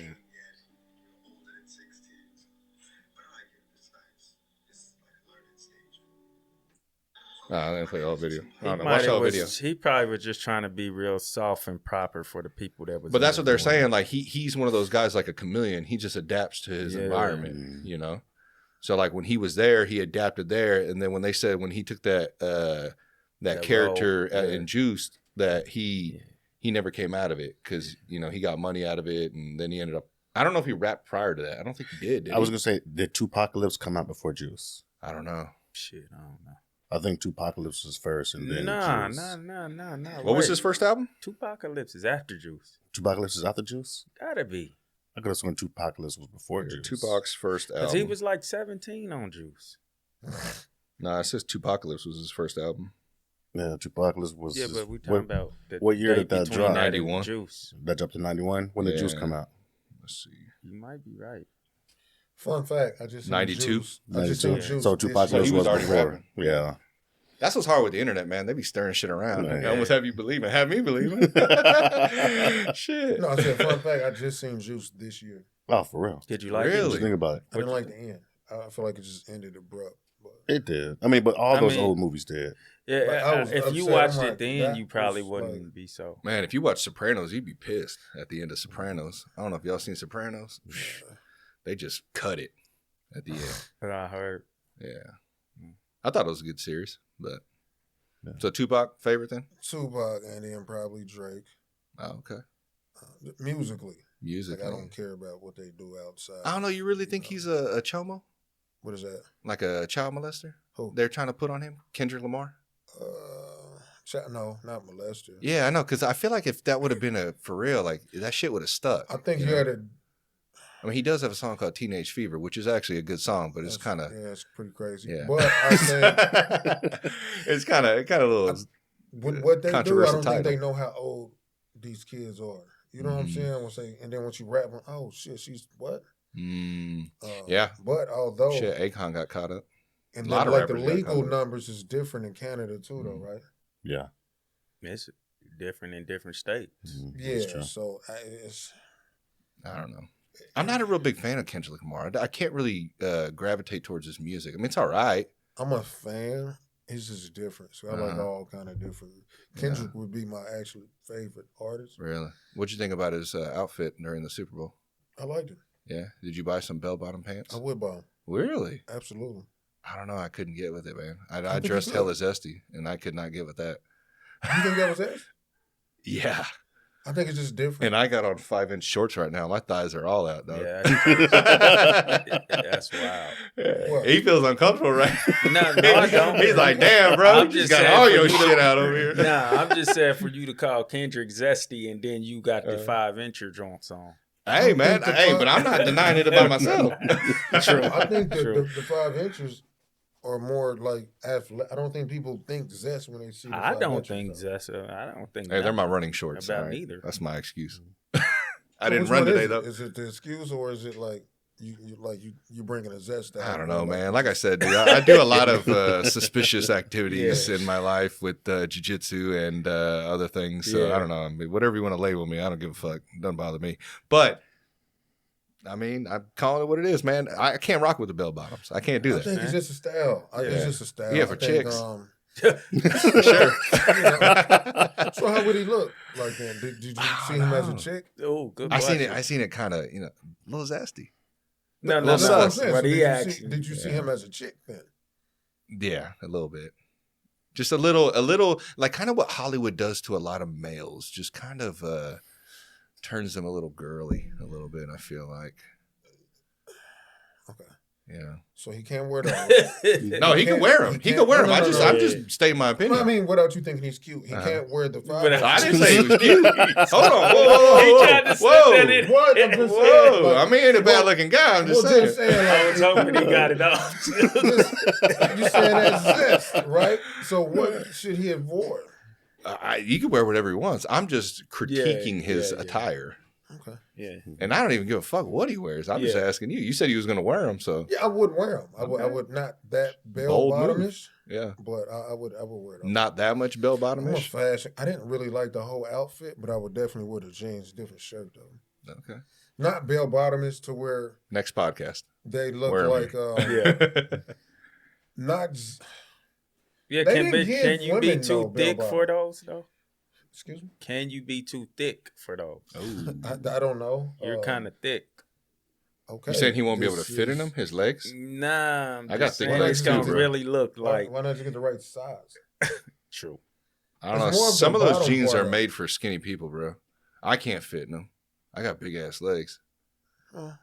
You ever try to go to like an Abercrombie or something? Yeah. Yeah. I try to put my leg in one of those things. Nah, I can't do it. Forever 21. So what's regular size for you then? Like, I gotta get some. I gotta have bigger jeans. I gotta have room. I got a weird body shape, man. My legs are weird, man. your body look cool. I didn't think it was weird. Thank you, bro. I Yeah. appreciate that. Appreciate it. Man, we're open today. We're fucking open today. They're like, these dudes are all gay. So no wide. So no wide leg. You can't do wide leg jeans. What jeans? Wide leg. So what if you get? No, I could do wide leg jeans. Yeah. I mean, I try to keep them with a nice. I try to keep them a little slim if I can fit in them, but not like there's that dude on Instagram that just always wear like skin tight pants, man. I don't know if I can do that, but I don't know. He's always on Instagram. No, he's not always on it. Well, I mean, when I see him, he's only on Instagram. I don't know him in person. Well, it just shows you what your algorithm. I knew you was going Oh, there. you want to see? We can start pulling out algorithms. No. Well, you said he's always there, so Yeah. I don't know. If Mine that might was be a like- mix of, I guess, skinny jean men and asses. They don't know what the fuck to do. Like, dude's bi. Gender fluid. Yeah. Oh man, how did we go down this route? All I was trying to do was get his Mount Rushmore of movies, man. Come on. And then you went to the Tupac thing, This is and he still was the intro, saying he though. looked This is ass still the Oh intro, man, right? that's We funny. Still the as fuck. intro. That is still the Yeah. intro. Still the intro. Okay, jiu-jitsu. It's like an intro after an hour. What's that? How'd you get into that? How did I get into it? Back in like 2019, I got into it. I was getting my haircut at a barbershop out in Lenexa, and my buddy who cut my hair, he was an MMA fighter, and the guy next to him used to go to 10th Planet, which is up in Platte City. I listened to Rogan at the time. I was like, there's a 10th Planet here, and Rogan's a black belt out of 10th Planet. Also a black belt out of John Jacques Machado's gym in the gi. And it's because there's gi and no gi. So gi's that little karate outfit, you know, little robe. And then no gi's just like a rash guard and shorts. So ended up going up there, signed up. I went there for like 6 months. Had a, what should have been like a 1 year old at the time, my youngest daughter.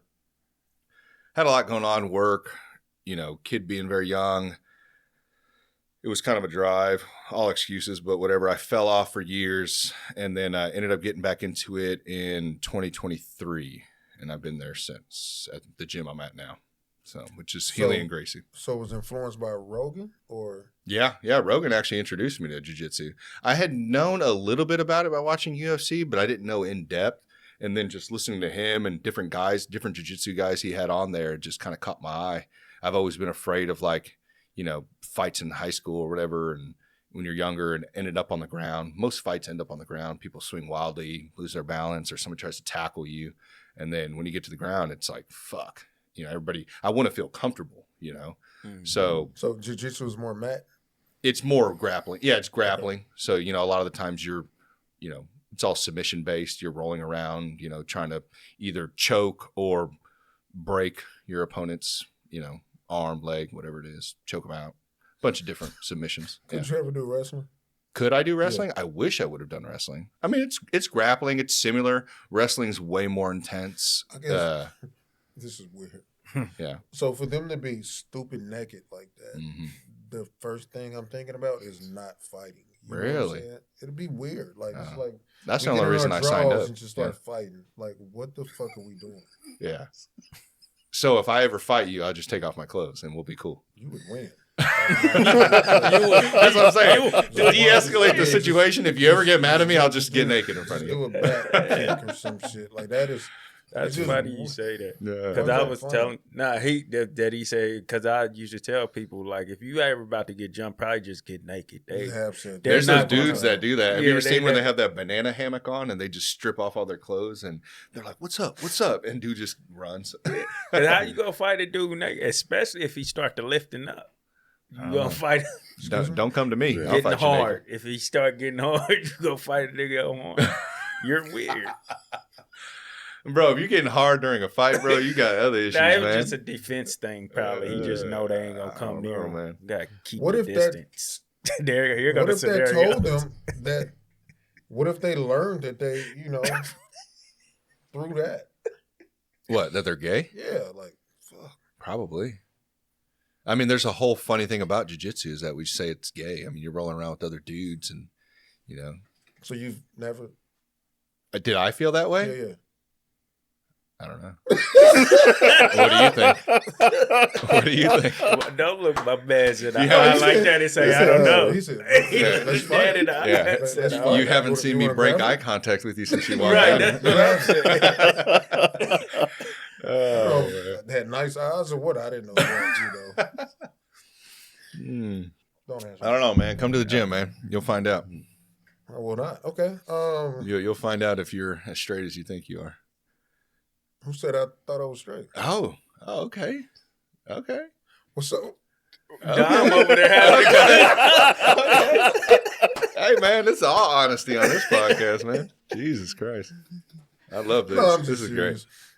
You're just serious. Nah, I'm just serious. Jiu-jitsu. Okay, so you go from jiu-jitsu. Yeah. And then you start podding?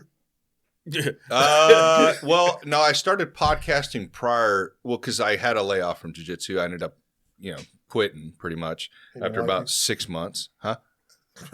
He didn't like you? Yeah. They didn't like me up there. No, I still go up there to this day. They're actually good people. I still cross train with that gym, but I ended up falling off for a while. Ended up joining a motorcycle club and did that thing. Hold on, I'm sorry. Yeah. Yeah. I'm sorry. So what's going going on hey, with you? You're making them drink, man. What's going on with you? Like, what was going on to where you just jumping in all this? I don't know. Just trying to find my place, I guess, my identity. Find you? Yeah. Okay. Yeah. What was something going on at that time, though? Oh, dude, a lot of shit was going on at that time. But I don't know, man. I've always been a guy that wanted to live like 1,000 lives, and just do different things, and because I'm always scared, like you said, when you die.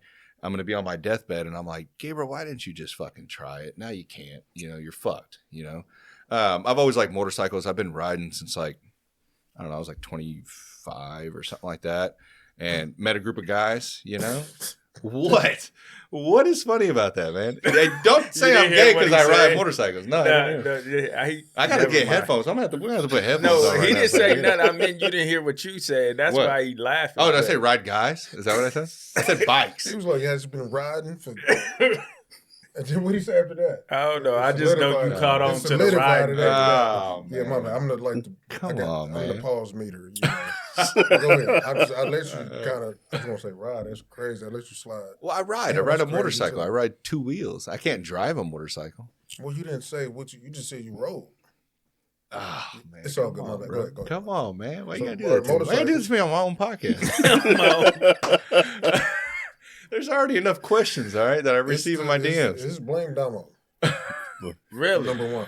Oh, man. All right, motorcycles.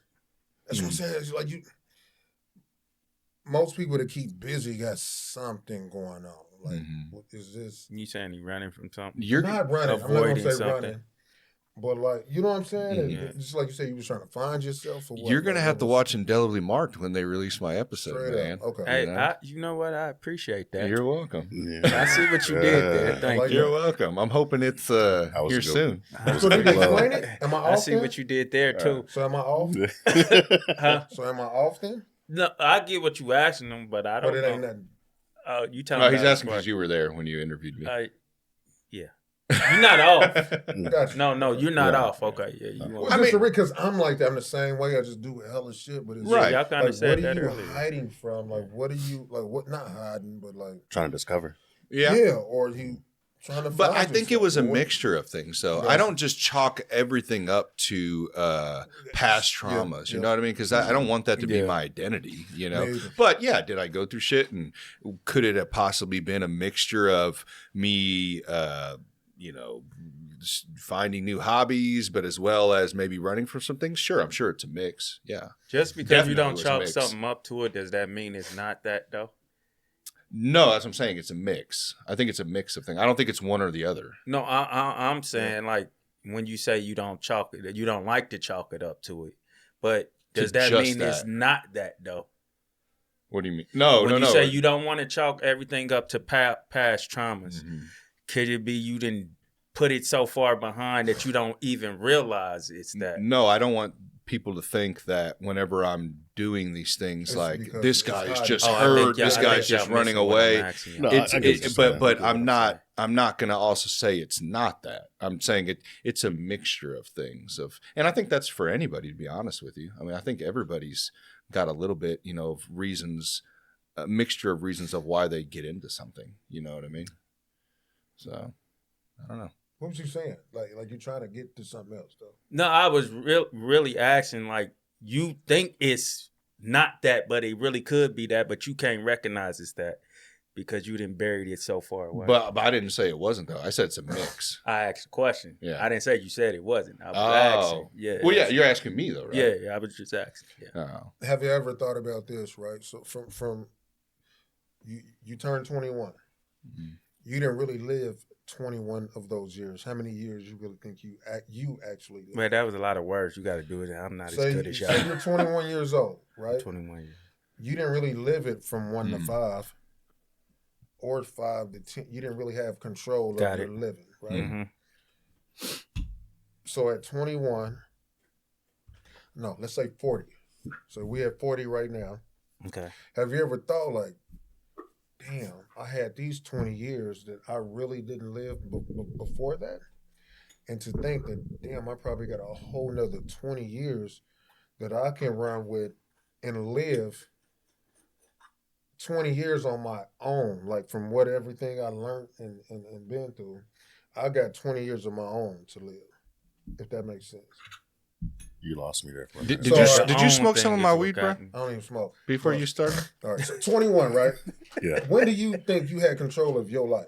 My life? Yeah. I started early, like 14, Right, 15. so from 14 to 21, right? We still kind of kids and still learning, right? Sure.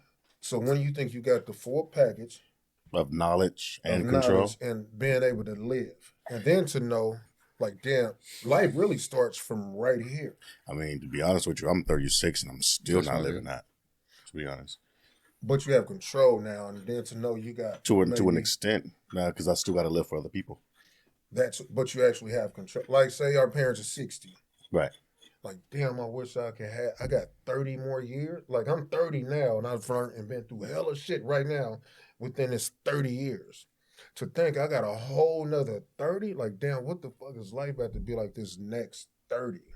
Where I actually have the control of everything. Because the first 30 is us really just learning and fumbling and doing whatever. But now after this, I really got kind of control with everything that I done learned and did. But you're just saying about yourself, though, right? Because there's some people I know that are still 20 years old, but they're 40. That's what I'm asking y'all. Like, Yeah. have y'all ever thought about, like, damn, I this is me living life now, and then where would I be at 60? Like, I mean, I have control of this living. I think about that every day. I mean, like the same way you think about death every day. Yeah. I think about it daily, but I don't know. I've just never really looked at it that way. As far as living, like, complete control, like living for myself, or, you know what I'm saying? Well, not even just yourself. It's just like I said, because You talking about controlling where it goes from there? We have control. At 7, from 1 to 17, we really didn't have control, really, initially.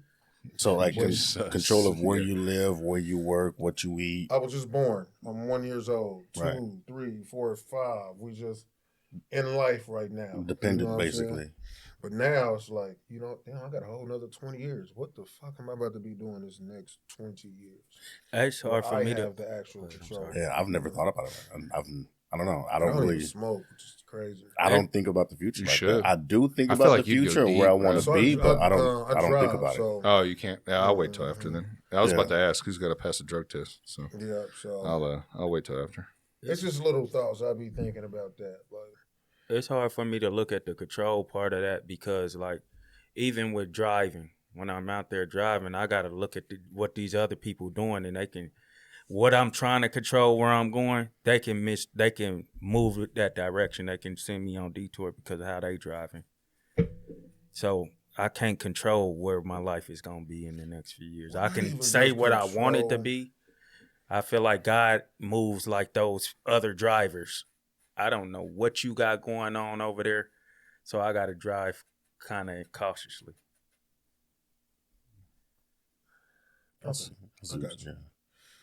You say you drive what? You drive semis? No, just I just delivered. Oh, okay. I was about to say, man, I was going to ask you some questions because my brother used to be a truck driver. And he said at truck stops he used to see some crazy shit. Little lot lizard joints? Yeah, the lot lizard joints. Yeah. What is a lot lizard? Yeah, I found out that last year, bro. What is that? It's like a prostitute, basically, but at a truck stop.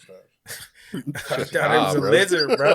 Nah, they call them lot lizards, man, because you ever seen someone? Do you want to tell him, like, never? Oh, my goodness. Why am I wrong for thinking it was a lizard, bro? I thought it was a lizard. They probably are. You ain't. Are you about to say something about me not knowing what? Yes, I am. What was it? Thyroid.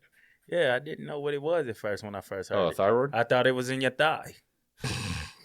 Actually, I don't even know where the thyroid's at. Was it in your neck? Exactly. It's in your neck. I believe so. He's right next but to your if it's your very first time ever hearing it, you probably gonna think it's thigh. Well, at 36, I didn't think you know, it wasn't 36, bro. 35? Yeah. Oh, I was way off. It makes you feel any better. Damn, man, A I lot of missed other the whole people- process. I was trying to see how that works. You never My rolled a bad. joint before? I don't smoke, bro. You don't smoke at all? You never smoked? Nah, bro. I mean, I tried it once. Really? Well, Nah. I got to see that. That's why I don't. Somebody was talking about like earlier, talking about having these things that you need to lean on. I didn't. When I smoked for the first time, I thought I wasn't high until I realized I was high. I started breaking down the way a vacuum works, and I realized how high I was. So The vacuum? Yeah. My cousin gave me my own blunt or whatever. I'm sitting there smoking. I'm like, this shit ain't nothing. This what y'all be doing all the time. Da, da, da. My brother gets up, 6 hits in. and then my cousin get up and start vacuuming, and I'm just sitting there breaking down the intricacies of the vacuum and breaking it down. Like, and I'm like, oh, I'm high. you can really take us up out of here if you got high. So We need a hot damo. I just didn't want to I'm do not it gonna because lie. I didn't want to lean on it Yeah. in music. I said, this feels like I like the way I think right now, but I don't want to have to lean on this. It was going to take money. It was going to take, you know what I'm saying? Yeah. So, Yeah, it does different stuff to me. It like humbles me too. You know, I start thinking about shit that I wouldn't think about sober. And so it's nice to reflect. But it just depends. It's not all the time. Sometimes I'm just cool. Sometimes I'm just hungry as fuck afterwards. Like sometimes I'm happy. Sometimes I'm a little freaked out. I'm like, oh shit, I did a little too much. Can you speak to that? Just like thoughts, you know, like dive in a little deeper than what I would normally do. Not being high. So like just, I mean, I guess maybe overthinking a little too much, but it's a good overthinking because you should analyze a little more on some of the decisions you're making or things maybe you've are coming up or and maybe I'm you've been already through. overthinker. So that Man, I used to get high every birthday. And within that, Every birthday, you every said? birthday, yeah. So I would get high over drinking, over everything. Just on your birthday? Yeah. Oh. But it blocks out everything. Mm-hmm. Yeah. You're not Yeah, it is thinking about nice. nothing. Yeah. You know what I'm saying? I could sit here and stare at this for 16 hours straight. And I was cool, but everything, just like you said, everything's blocked out. You can think more. But Does there's it a make you lazy? No, it them made people me. in my like, job- well, just like there you is a said, negative side to it, though. It's like people do abuse it. You know, It's a people like to downer. say that it's not addictive. It depends on the individual. You know, there's times I see where I'm doing it a little too much and I have to dial back. You know, it's like, hey man, you've been smoking a little too much. You ain't getting some shit you need to get done. You need to. This is supposed to be a so that's reward, different. not a Yeah. necessity. So Mm. yeah, And I that's know probably what because I you don't put- smoke a lot, so that's probably wasn't. It allowed me to sit down. You know, I stay on the go. yeah. It made everything gray for me. Just gray and blurry. Like just Oh really? yeah, just dull. Is that a Oh. metaphor for something? No, literally Oh, okay. everything You is just literally gray saying and that. dull. Like there's no excitement and nothing. You just relax. Like me, I prefer mushrooms Oh, I love mushrooms. because yeah. it allows me to get tuned in, especially with the editing process, the colors, The colors, how storyline. I wanted vibrant to they do get. that when we was Yeah. doing Save It for the Yeah, podcast. so the cameras walk to you. No, Yeah. I wish. I don't No, know. that's- I mean, you that's can too try much. it. What's your worst mushroom? What's your worst like? I've not only worst, done them a but handful of funnest, times. like mushroom but- experience. Like, what did y'all see? What do you? Oh, yeah. Go ahead. Yeah, mine, I overdosed on mushrooms. Ate way too many, and hallucinations were a little bit too real. I'm gonna just say, Please. basically, I was drinking. I think it was the Colt 45. I was in college. Oh, you were drinking with it? Oh, that's yeah. not good. The little devil jumped off the can, flipped me off, and then ran directly to the wall. Ooh. I like Yeah, and that's when I knew. I'm like, yeah, this is Because gonna that's be a my bad trip. bad. Yeah, my bad experience. One time when because I've had beautiful experiences on them, but the one bad one I did, I drank wine with it, and I was like, I was down, man. I was throwing up and shit. And like someone who gave them to me, they were like a little bit like they're supposed to be white and like a little have a tint to them. Little gray But tint. this one had a lot of like black moldish shit on it. And he's like, oh man, it's all right, man, it's cool. And I was like, all right. And I started popping them and eating them. And then I started eating a little bit too much when I started drinking.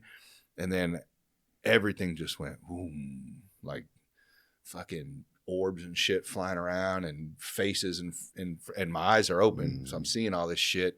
And so when you first take off, it's like a roller coaster. Okay. So you're like, you're going up, at least for me. I don't know for everybody else, but yeah. And then you're at the top and then you're like kind of holding on a little bit and you just have to tell yourself to let go. Okay. And as soon as you let go, man, It's fucking beautiful. That one was not. That one was not. But the experiences I've had, I think I've had 2 more experiences from that, or 3. They were beautiful, man. I mean, I watched Avatar. I thought I was in that. I was like trying to connect that shit and pull my fucking tail out and stuff. So does say this was to be walking? Does it talk as well? Does what talk? Like this? The roost. That depends on how much you take. I prefer, I would micro dose until I get to my level. Microdosing is good too. Yeah, I won't just pop, and then go about my day because I might find myself in Nevada somewhere talking to a cactus. See, I always assume that like y'all are actually in those worlds too, y'all, and y'all don't cognitively know it's like other people around y'all. Y'all don't. I don't know what it is. I mean, they say life is all frequencies. Like when we're looking, like it's frequencies. And whenever one of the experiences I had, I could see it, but I don't know if that's my eyes and my body being manipulated by. I mean, because the mushrooms, all it is food poisoning. That's what it's doing to you. And I think I'm sure I'm not the one to break it down. Man, who's that guy on Vice who used to do all the drug stuff? Is it skinny white nerdy dude? No. I can't remember his damn name. Milton something. But he broke down a lot of that stuff, and he can explain it way better than I can. But you could still be in your high, and he still looks regular to you. Yeah, absolutely. I mean, yeah, it just depends on some of the things that there's different levels. I mean, how much did you take? You know, like when he seen that little devil jump off, he took way too much. Way too much. So the devil is jumping off, or you're in Avatar land, and he just looks like he looks to you. I don't know, because when I've done them with my wife, we were both seeing the same stuff. I don't know if she was seeing a little bit different, but when we watched a nature documentary together on Netflix, and it was just crazy because you're just in awe, and it makes you happy. You know, and appreciative. Like, dude, the first time I ever did it, I was like calling my buddies, like, dude, you got to do shrooms, bro. It's the best fucking thing I've ever had in my life. It's crazy what it does to you. Yeah. And even the connection, man, like when you're doing it with another person, a female, you know, just want to specify that. All right. Just want to specify that. All right. You feel a very, like everything past, at least in that moment, past, present, future, didn't matter. It was the connection with that person. And man, dude, I mean, it makes you feel like you guys just met again. You know, it's rainbow. Weird. Yeah. And it's just a connection. Not a rainbow. No, not a rainbow. Like the beauty of it. So have you done that ayahuasca stuff? No, I have not. I've heard good things about it and people that have done it. I heard both too. Yeah. I heard good things from podcasting, and then we know some people who have done it. So, and they said it's been very good. I don't know. I mean, it's whatever helps you, man. You know, people will roll their eyes about stuff. Oh, you heard that on a podcast. Well, just go try it. You know, if it helps you, it helps you. Any different than hearing it from somebody? Yeah, or hearing it on the news. That's what used to crack on some shit. That's what used to crack me up all the time, bro. Is that everybody used to give me shit when I would get a lot of my information from podcasts, and I'd go, "Well, where do you get yours?" CNN. Or Fox News or Fox 4 or KST. It's like, what legitimacy is to those? Isn't it a little better off podcast because you get a deeper dive off the thing versus like the news got this set way about, or they have to say it this way. It's hard to bullshit for 2 hours than it is for a 5-minute segment. Journalism is yellow. What do you mean by that? It's created. It's controlled. Yeah, journalism is yellow. It's yellow journalism. It's pushed for clicks, right? I mean, we see it all the time. It's like, what is going to get that click? What story is going to get? And honestly, if you want information, it's a boring way to get it. You have to listen to hours of conversation in order to get actual, you know, it depends on what you're listening to, whether or not it's factual or it's not. But like it's, you have to listen and try to break it down yourself and, you know, listen to other maybe people that are against what they're talking about, listen to their arguments. And this is why I think people in society right now are so lost and, you know, they're so divided on their teams is because they're relying on these people to give them the information, which I am too, but I'm not relying on one source. I'm listening to different conversations and different opinions and different sides, and then coming up with the conclusion of what I think. Yeah. That's one of the faults. That's one of the faults about journalism is that it's all about who has the first source, the first information. Right. And a lot of the times, the first source, the first information is not always accurate. Right. And that's why you always get a lot of inaccurate information. That's why I always say journalism is yellow. I would rather listen to somebody on social media somewhere talking about something before I actually go to 4 or CNN or something like that, because they're just, the whole idea is, okay, we got it, air it. And there's not enough information for them to air the story. It's like the instance right now with that kid that got killed on that track meet. Did you see that? Where the kid stabbed the other kid? I've heard about it. Yeah. And it's like everyone's quick to go, well, it was about a race thing, or it was about he was being bullied, or it was this and it was that. It's like, guys, the story hasn't even come out yet. How do we even know? You know what I mean? Like, and with them, they got to be the first to jump to it. Right. That's what, because that's their whole sell. And some podcasters are like that, but like with a lot of platforms, if you get 2 or 3 days before your episode come out, you're probably you've put more thought into and more research into what just happened versus the news got to hurry up and be the first ones to report it. So it's kind of empty a little. And my thing is too is that if somebody can explain to me how I'm wrong, I have no problem with going on the next episode and admitting that I'm wrong. Yeah. You know, call me out. I want the audience to call me out on what I'm discussing. When we started this conversation at the beginning of this episode, I literally explained like, man, I should have said this. And why was I acting like this? Like, I'm describing and explaining to the audience that my fuck ups, you know, and I have no problem, you know, I mean, some people do. I personally don't. I'm not going to say, if you explain to me that I'm wrong, I'm going to take it immediately. Right. I'm going to take your argument. I'm going to try to break it down and look at mine and then see if you have something. And it's you funny. may. We talk about this a lot. Well, I've said this to him a couple times. Like, you might say something. It might not hit me now, but it might hit me 2 or 3 weeks, 2 or 3 months. You know, so I'm hearing what you're saying, and I'm not purposely trying to do whatever I'm doing that irritates anybody. You know what I'm saying? I'm still working on it. You know what I'm saying? In a sense. I was going to ask y'all too, what was the thing? We could break real quick. You guys want to break? Yeah. We can break. Yeah, let's break. Are you still going to? Where did we leave off at anyways? Nick was about to ask a question. He broke the seal too, so we're going to have to. Yeah. No, I'll be cool. It was mainly the coffee. Within podding, right, with all of us, what is one thing we learned that we didn't know podding was going to do for us? Like, damn, I can't believe podding kind of helped me with, it helped me with my posture. Because usually I used to be just kind of just relaxing and you look fat, nasty, but if you just little simple sit up, it'll help your posture. I slur a lot, so it makes you speak up.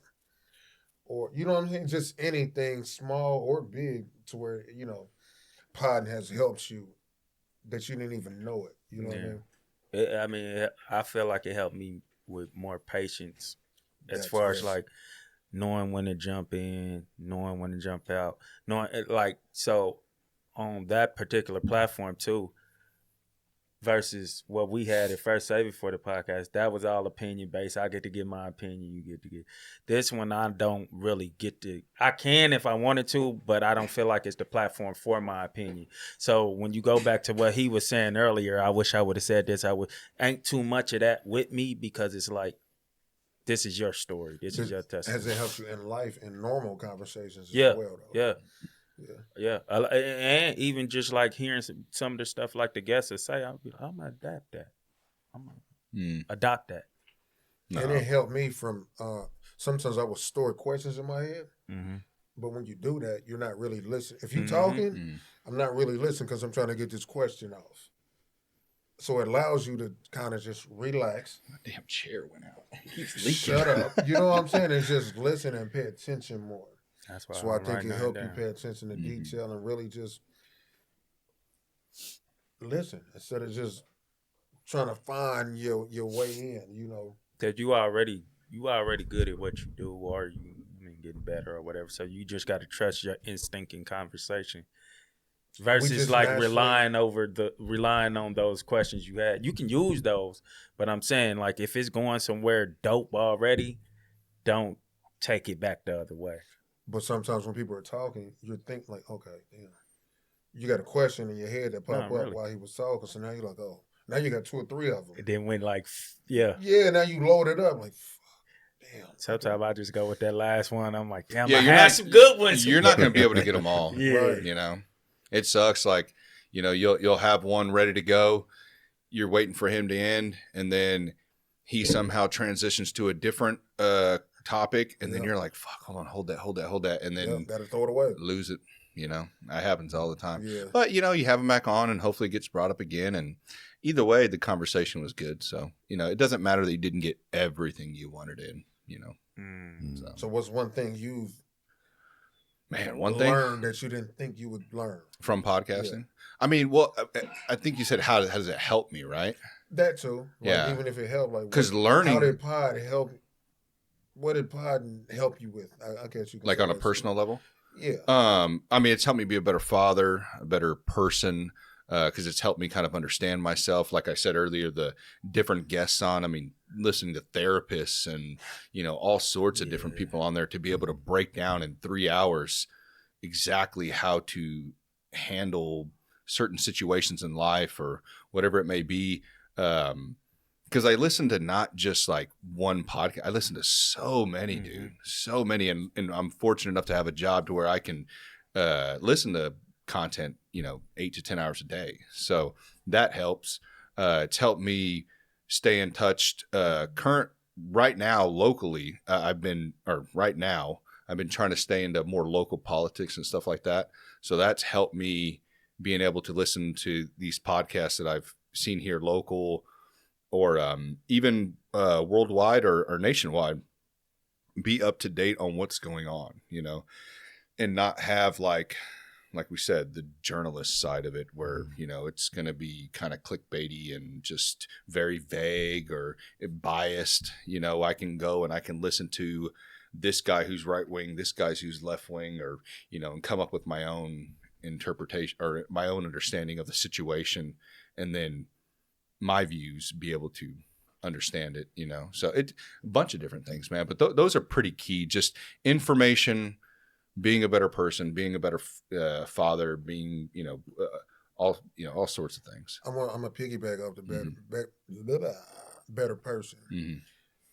Once we started the pod with everybody, it made me be more accountable for what I'm doing. Right. Because I represent everybody now and just not myself. Okay, say when I leave here and you drop this pod, your fans are going to look at everything we do. Right. So if they go to my shit, they're like, why did he have him on there? He's doing this and doing that and doing that. So it's a reminder that everybody's watching and to kind of hold yourself more accountable for all your actions and what you're doing too. So it helped me. I was a big sagger, you know what I'm saying? So it helped me to, like, bro, fix yourself. Right.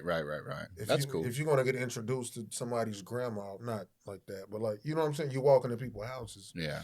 Be more presentable. Yeah. No, I get that. And what, you know, I didn't care at first. So it just helped me care a lot more. Mm-hmm. And yeah.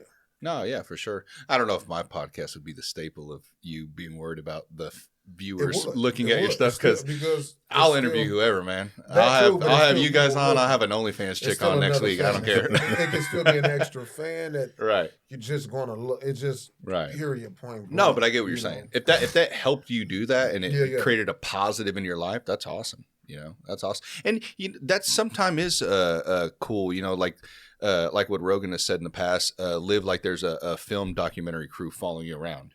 You know, and I've kind of tried to put that in my mind, because it's like made me, you know, I'm not saying I'm a saint at all with this. I do make mistakes still, but like, hey, do you really need to yell at your kid for that right now? Like, you know, is this something like, if people were watching, would you be embarrassed? Well, if you would be, then this is probably something you don't need to be overreacting on.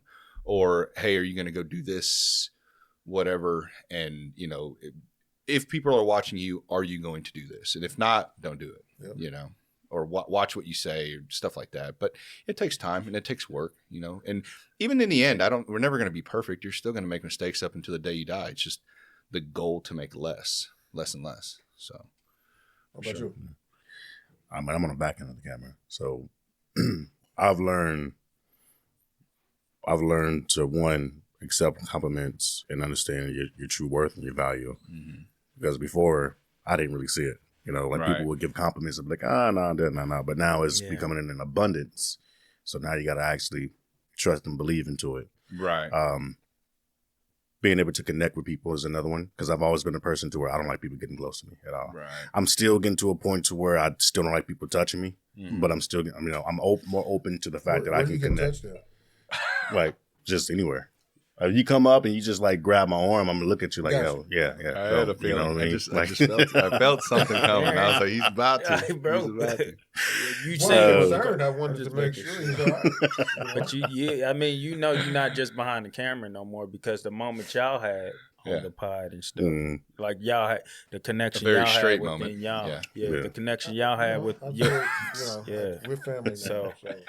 And I seen you open up more sitting down. And that was another one, being able to open up and connect. Yeah. Especially Michael, because he has a lot of things in his past that I had in my past as well that was very similar. You know, Michael. Shout out Michael. Yeah. KCBC. Yeah, he's a really good dude. Good energy. Yeah. Really good guy. Off subject. Or you a gun guy?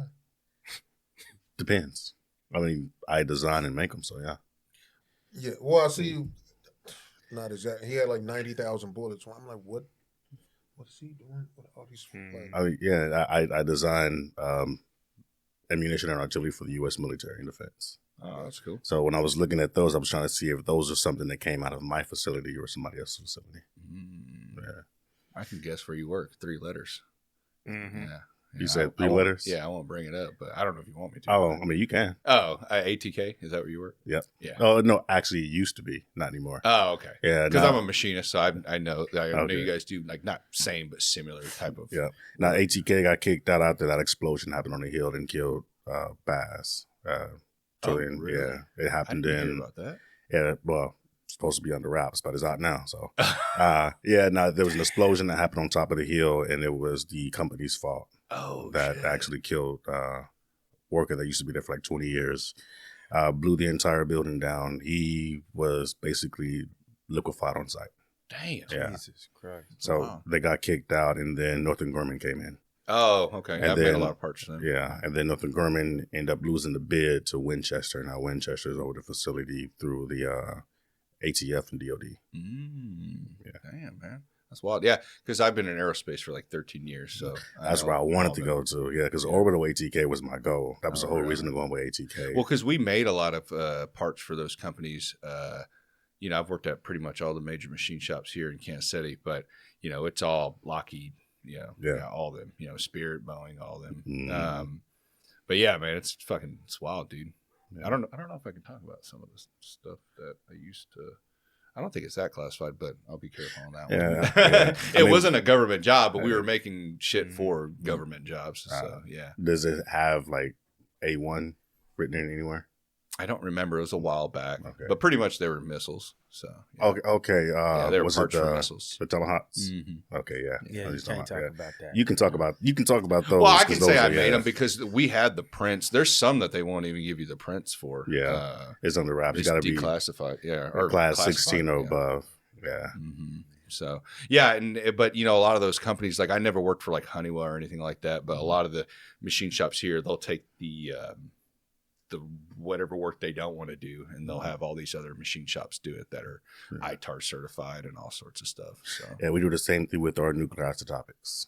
We send those out and then bring them back in, and then I got to watch over 3612 nuclear crystals operating these machineries. Yeah, that's crazy. Yeah, that's wild. That's wild shit, man. Some of the stuff, man, they engineer is freaking wild, dude. I used to make this wing, we call them dustpans, and they would be this thing that came out of a back of a stealth bomber, and this radar thing would come out of it, and it would sway, and they'd be able to like have sonar, like be able to see it underwater and shit or some shit. I don't know how I don't even know what it did, but it was like some sonar thing.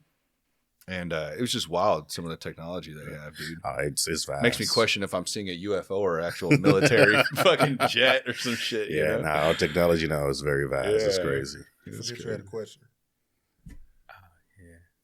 Yeah, right now?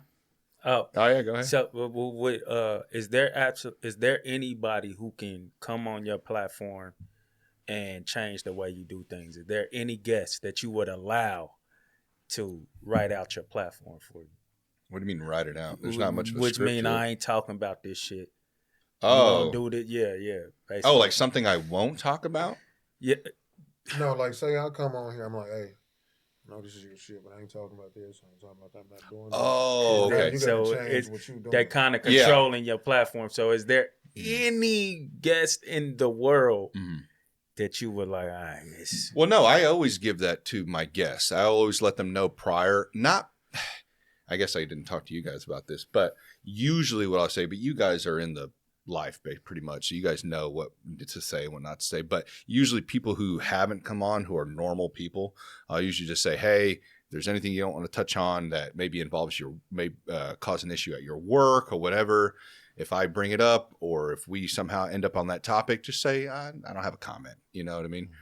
If you are a public figure on here, I can't give you the same courteousness because you're in, you know what I mean? Like public figure, not as in podcasters or anything like that. Like it would be fine for them if they didn't want to touch on something and because it has no relevance. Like if you didn't want to, if you were, if you weren't into politics and you tell me, hey man, I just don't really want to talk about politics, that's not a big deal. Yeah. But if you're a public figure and that's like what you do and you're like, hey man, I don't want to talk about this topic, and this topic. I'm like, well, but this is your thing though. Yes. Like I can't do that, you know? Saying, what if they say, hey, we going to talk about this, that. Yeah, that we got this. We're not going on your script. We doing whatever, however I want to do it. This is how we going to do it. No. Nobody in the world. No. I've had some people come on and they're trying to like tell me, hey, well, that we've gone through Messenger and they're like, I only have like 20 minutes. I'm like, I can't do that. You have to give me at least over an hour. Or I mean, that's really the only thing I've had is try to dictate time. But never really, I mean, I've had people make like, I had one guy on, he created a whole itinerary, just information about him. And it was nice because I had something to go over while we're talking. But no, I mean, the whole point is to have genuine conversation, right? Now, I'm not going to be an asshole and like 60 minutes grill you, you know what I mean? Like, especially if we're just like, two dudes shooting the shit. You know what I mean? Like right now, like if I started just, you know, I think you should be a libertarian and just started going down this whole route of why you should be, it's like, but you guys came on to talk about your guys' podcast, about you guys. Like, why would I do that? That wouldn't even make sense for me to do. Now, if you were someone who worked for the city that I had on, I'm going to probably talk about that. Like you can't tell me not to. Now, if you don't want to talk about it, as long as you say that on there, I'm going to be like, all right, well, if you don't want to talk about it, that's fine. But, you know, the listeners are going to see that you don't want to talk about something that pertains to your work. So yeah, we really came on to go wherever you was going to go with it. We ain't come to promote nothing. Right. But my whole goal was to get to know you. Yeah, whatever you wanted to go. Yeah. But no, yeah, I mean, it just, I think it depends on what it may be, you know, like, I don't know. I can't think of something, you know, like what. I haven't had the issue yet, really. You know, I've had some people tell me, the just regular guests that come on, hey man, I'm not a politics person. So if you don't mind, that's fine. I don't mind that. You know, I'm like that. You know, he's on here to talk about his podcast. You know, like I had one guy on, he had a podcast. He's just like, hey man, I don't really do politics. You know, if we could just kind of stay away from that. I have so much to talk to him about, and I'm going to probably have somebody 2 weeks later that wants to talk 4 hours about politics, which I've done, you know, so I don't need to do that. And plus I don't really want to, I like that. I like looking at that stuff, but I also like other stuff. Like I've told you, motorcycles, music, movies, other podcasts, whatever I'm interested in, you know, this dude that I had on, he's in a pirate band. I was like, what the fuck is that? I didn't even know pirate bands existed. What is a pirate band? Like they dress like pirates. Like for real? Like R. and matey patches. Is and that how they do the legs music and, though? yeah. Like, do the music sound hard? Yeah. I don't know if I wonder. You Would probably I gonna get get sued by flagged if him? you play You think that. so? Yeah. Yeah. Even Just though it's don't- his music? Just It might don't help. do it. It might help. I don't know. You I think you can promote play it. for 10 seconds. I mean, go ahead. It's your platform. I'll play for you after. But yeah, so I mean, it's just I'm interested in a lot of shit, man. You know, so I don't need to force anything out of anybody. What's you your know? goal? My what Your goal. for the podcast? That's a good question. I don't know. I don't think I necessarily have a goal in mind for this. I mean, would I like this to be my full-time thing? Of course, but I can't determine that.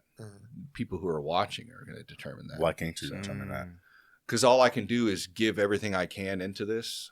And I'm not saying I'm just going to sit here and wait on it, but ultimately people who are watching are going to show if this is relevant or if this is important or not. Yeah. How can I determine that? I mean, you can really determine that because, to be honest, they're following you. Yeah. You set the pace. Right. Yeah. But all I can do is set myself. I don't want to get stuck into the mindset of like, what can I do? Like always, I know I have to think that way of like, what can I do to improve? But I don't always want to be chasing. You don't want to be that. consumed by Yeah, like I don't want that. Like even dude, there's guys like you remember. It's funny we were just talking about pirates, but like pirate radio, like those guys who used to have the radios in their basement. Yeah. Like those guys did it because they loved it. You know what I mean? Like and that's the mindset I'm trying to keep, so I don't get lost in this whole. How do I get the next biggest reel, the next biggest episode? Do I want to, and do I occasionally think about it? Yeah. And do I make improvements? I mean, if you've seen the studio from the beginning to now, it's gradually growing as much as I can afford, personal, money wise, but I just don't want to lose myself into it. Yeah. I think, and not to step on that idea, but I believe that if you create something and you are truly passionate about it and you really designing it for you, then the people that are for you are going to follow it. I mean, it's very much just like Indelibly. It wasn't created to entertain people of what they want. It was created to entertain people for people like us. Right. And then those people gradually came along to the point to where it just blew up and people just started following that direction. What is that movie? If you build it, they'll come. Yeah, that's the Angels motto. in the Outfield. Yeah. So if it's not all about chasing what people want to create, it's about you creating what you want to create, and then people coming about and then following that direction. So if you actually just trust in yourself and then you do what you need to do, you'll get there. Yeah, knowing you have something about, because he's absolutely correct. I'm not saying you're wrong either, but I'm saying in I think we're all a little right in our sense for sure. Yeah. In the sense of like, sometimes people don't know they need something until you give it till you build it for them. Build it and they'll come. Like for that space, like a lot of men don't get to like express themselves, or some women don't get to express themselves. So we don't know we want to see that type of stuff because the internet is full of like controversial stuff, and if it ain't controversial, I don't want to see it until. So like, because I had one of my homies tell me like, hey, bro, I wasn't on that at first. Like, you told me about that, and I was honestly thinking, like, that shit don't work. Because he was used to the way we did Save It. Shout out Justin. It was supposed to be funny and all that until he actually seen what the platform was doing. He was like, I see what you're doing now. And I'm on it, bro. I understand it. So sometimes it's just like he said about building it and they'll come. That's actually the motto I built it on. Hey, building they'll come. Like, cause I was tripping on, like, damn, ain't nobody probably gonna watch this, and then I don't have the resources. I don't have people to help me, and I said, building they'll come. All you have is all you need. Right. And that's. No, for sure, man. And sometimes it takes time. Look at a lot of the big podcasts now. I mean, Rogan's been out since 2009, and he didn't pop off until 2020. So, big wise, Yeah, for sure. So, I was gonna say, I had to learn to not, to not. And I ain't gonna do this. I'm gonna let them do that. Like, don't even put that energy into it. Just do it. Yeah. Because saying what you ain't gonna do, you already stunt your progression. you're not going to progress because you're just going to keep doing the same thing, right? And be stagnant. Mm-hmm. And then, like I said, something's going to happen for you and you don't even know it yet. Mm-hmm. To where it's going to make you level up. You might not want to, but it's going to happen. It's going to happen, you know. So well, it's already starting. Like I said, when I went to your guys' studio, you know, that was a big push for me. I'm like, damn, I need to get on it. You know, that friendly competition between other, you know, groups here in Kansas City. It's really cool, man. You know, and everyone's really cool around here. I mean, I haven't seen all the podcasts out here. I know of some that I haven't met yet, but the ones I have met, man, a lot of really cool people out here. So I've been really appreciative of it. Some people let the fact that other people do it stop them from doing it. And a lot of times I think it's an excuse because shout out my homegirl Kayla. She has an amazing idea to me. And she hit me the other day and she was like, you know what? I feel like this is stepping on your platform because it's so much like what you're doing. I don't want to do it. I said, you're going to do it. I mean, I just talked to her like that. Right. You're going to do it, 1.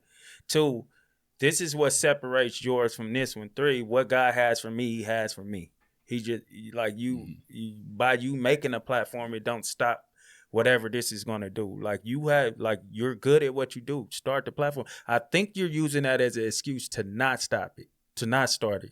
Because you're scared to what if I'm not? Some of us are in our own heads a lot too. Like, what if I'm not who people really think I am? But it's early in her state. We were like that at first. No, serious. But so I think when it's early, you just don't know. Once you keep doing it, you everything will start aligning and making sense. We didn't have I ain't us, about to do the same guest. I'm not sitting in the same spot where you was at. So let's switch it up. You know what I'm saying? So early, you're always going to have that, I feel like. So we didn't have the benefit of having us, though. What you mean? People to talk to about that's already been in the space and stuff. I'm not telling her she has to do it. I'm just trying to empower her. Like, nah, go on and do it. You know what I'm saying? Like, don't worry about what I'm, you know what I'm saying, what I'm tripping off. I guess I would say naturally tell her too. Like, I went through that as well. For sure. I was thinking that. I thought the same way, you know. That's the only way people connect if they know you've been through it. Through a real story. Yeah. You know, and that's what I tell people. I tell people about all the good things that happen and all the bad things that happen. All the time I will go off of work, go to shoot a pod, now I'm going home 4 hours of sleep. My son's asleep by the time I get home. Yeah. So you got to know about all that. So if you're going to do something, do it serious. Because you're losing time with people. So just take it serious and get everything you can get out of it. A lot of people don't get everything they can get out of it. Yeah. No, that's why I said on that song, can't connect to the word if not preached by the right reverend. I think you have to be on that level of that person a lot of the time or connect in some type of way. It doesn't have to be the exact way, but then you have to be able to connect to be able to be effective in whatever you're trying to do. And put your all into it. Be great. If we didn't do what we did, his stuff wouldn't look as good.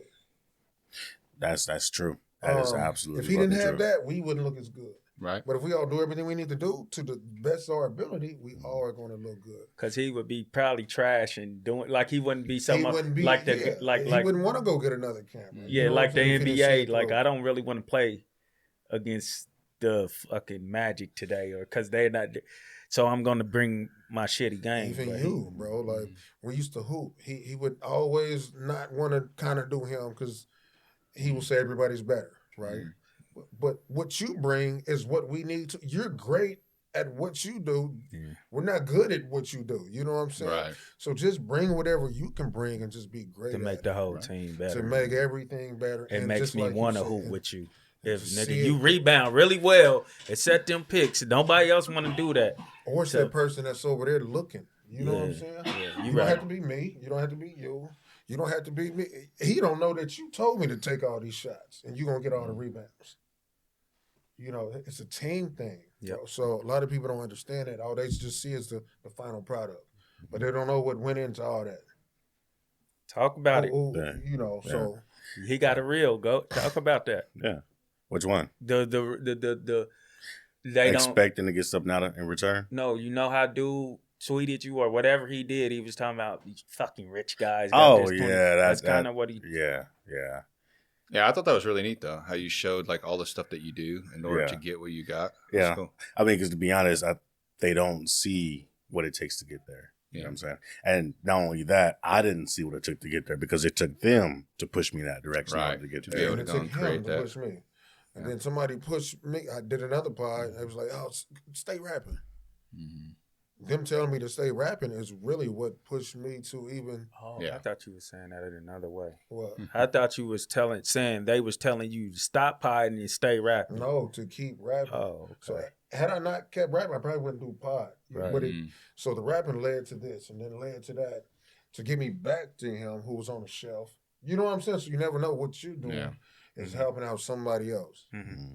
You know, and just other moves is being made. Just like you said, you do good things, it's gonna follow. Everything's gonna follow. Yeah. So, like we all here right now because we did something well. If not, we would not be here at all. You know? Well, hey, fellas, I don't know any way better to end it than that. So. I do. I got one question. Yeah, what's up? What's the best advice you could give anybody? Oh, dude, I think you asked me this question whenever we interviewed. Mm-hmm. I don't know, man. Best advice, or any advice? Not even the. I mean, I don't know, man. I mean, go out there and live, man. Go out there and try new things. Communicate, you know, and I don't know, man. I'm bad at this shit. I told you this. Lot right there. But I told him this last time. I wish I could beautifully articulate like some sort of Jordan Peterson speech, but I don't know, man. I mean, it just depends on the situation. Go be you, man. Go live life. You know, just stop trying to listen to others. You know, and do what you want to do. You know, it's what it really comes down to. You know, especially as you get older, you're going to be the one. You know, you majority of the time, friends come and go, and you know. People around you start to get smaller, and it's just going to be you, you know. And even if you have kids, they're going to grow up and leave, and you know, go do their lives, and you know, just connect with yourself, find yourself. That's key. You killed that. I tried, man. I tried, but hey, fellas, I really appreciate it. There's a lot of traffic right now, so I thank you for dealing with my in-home studio with all the noises and stuff.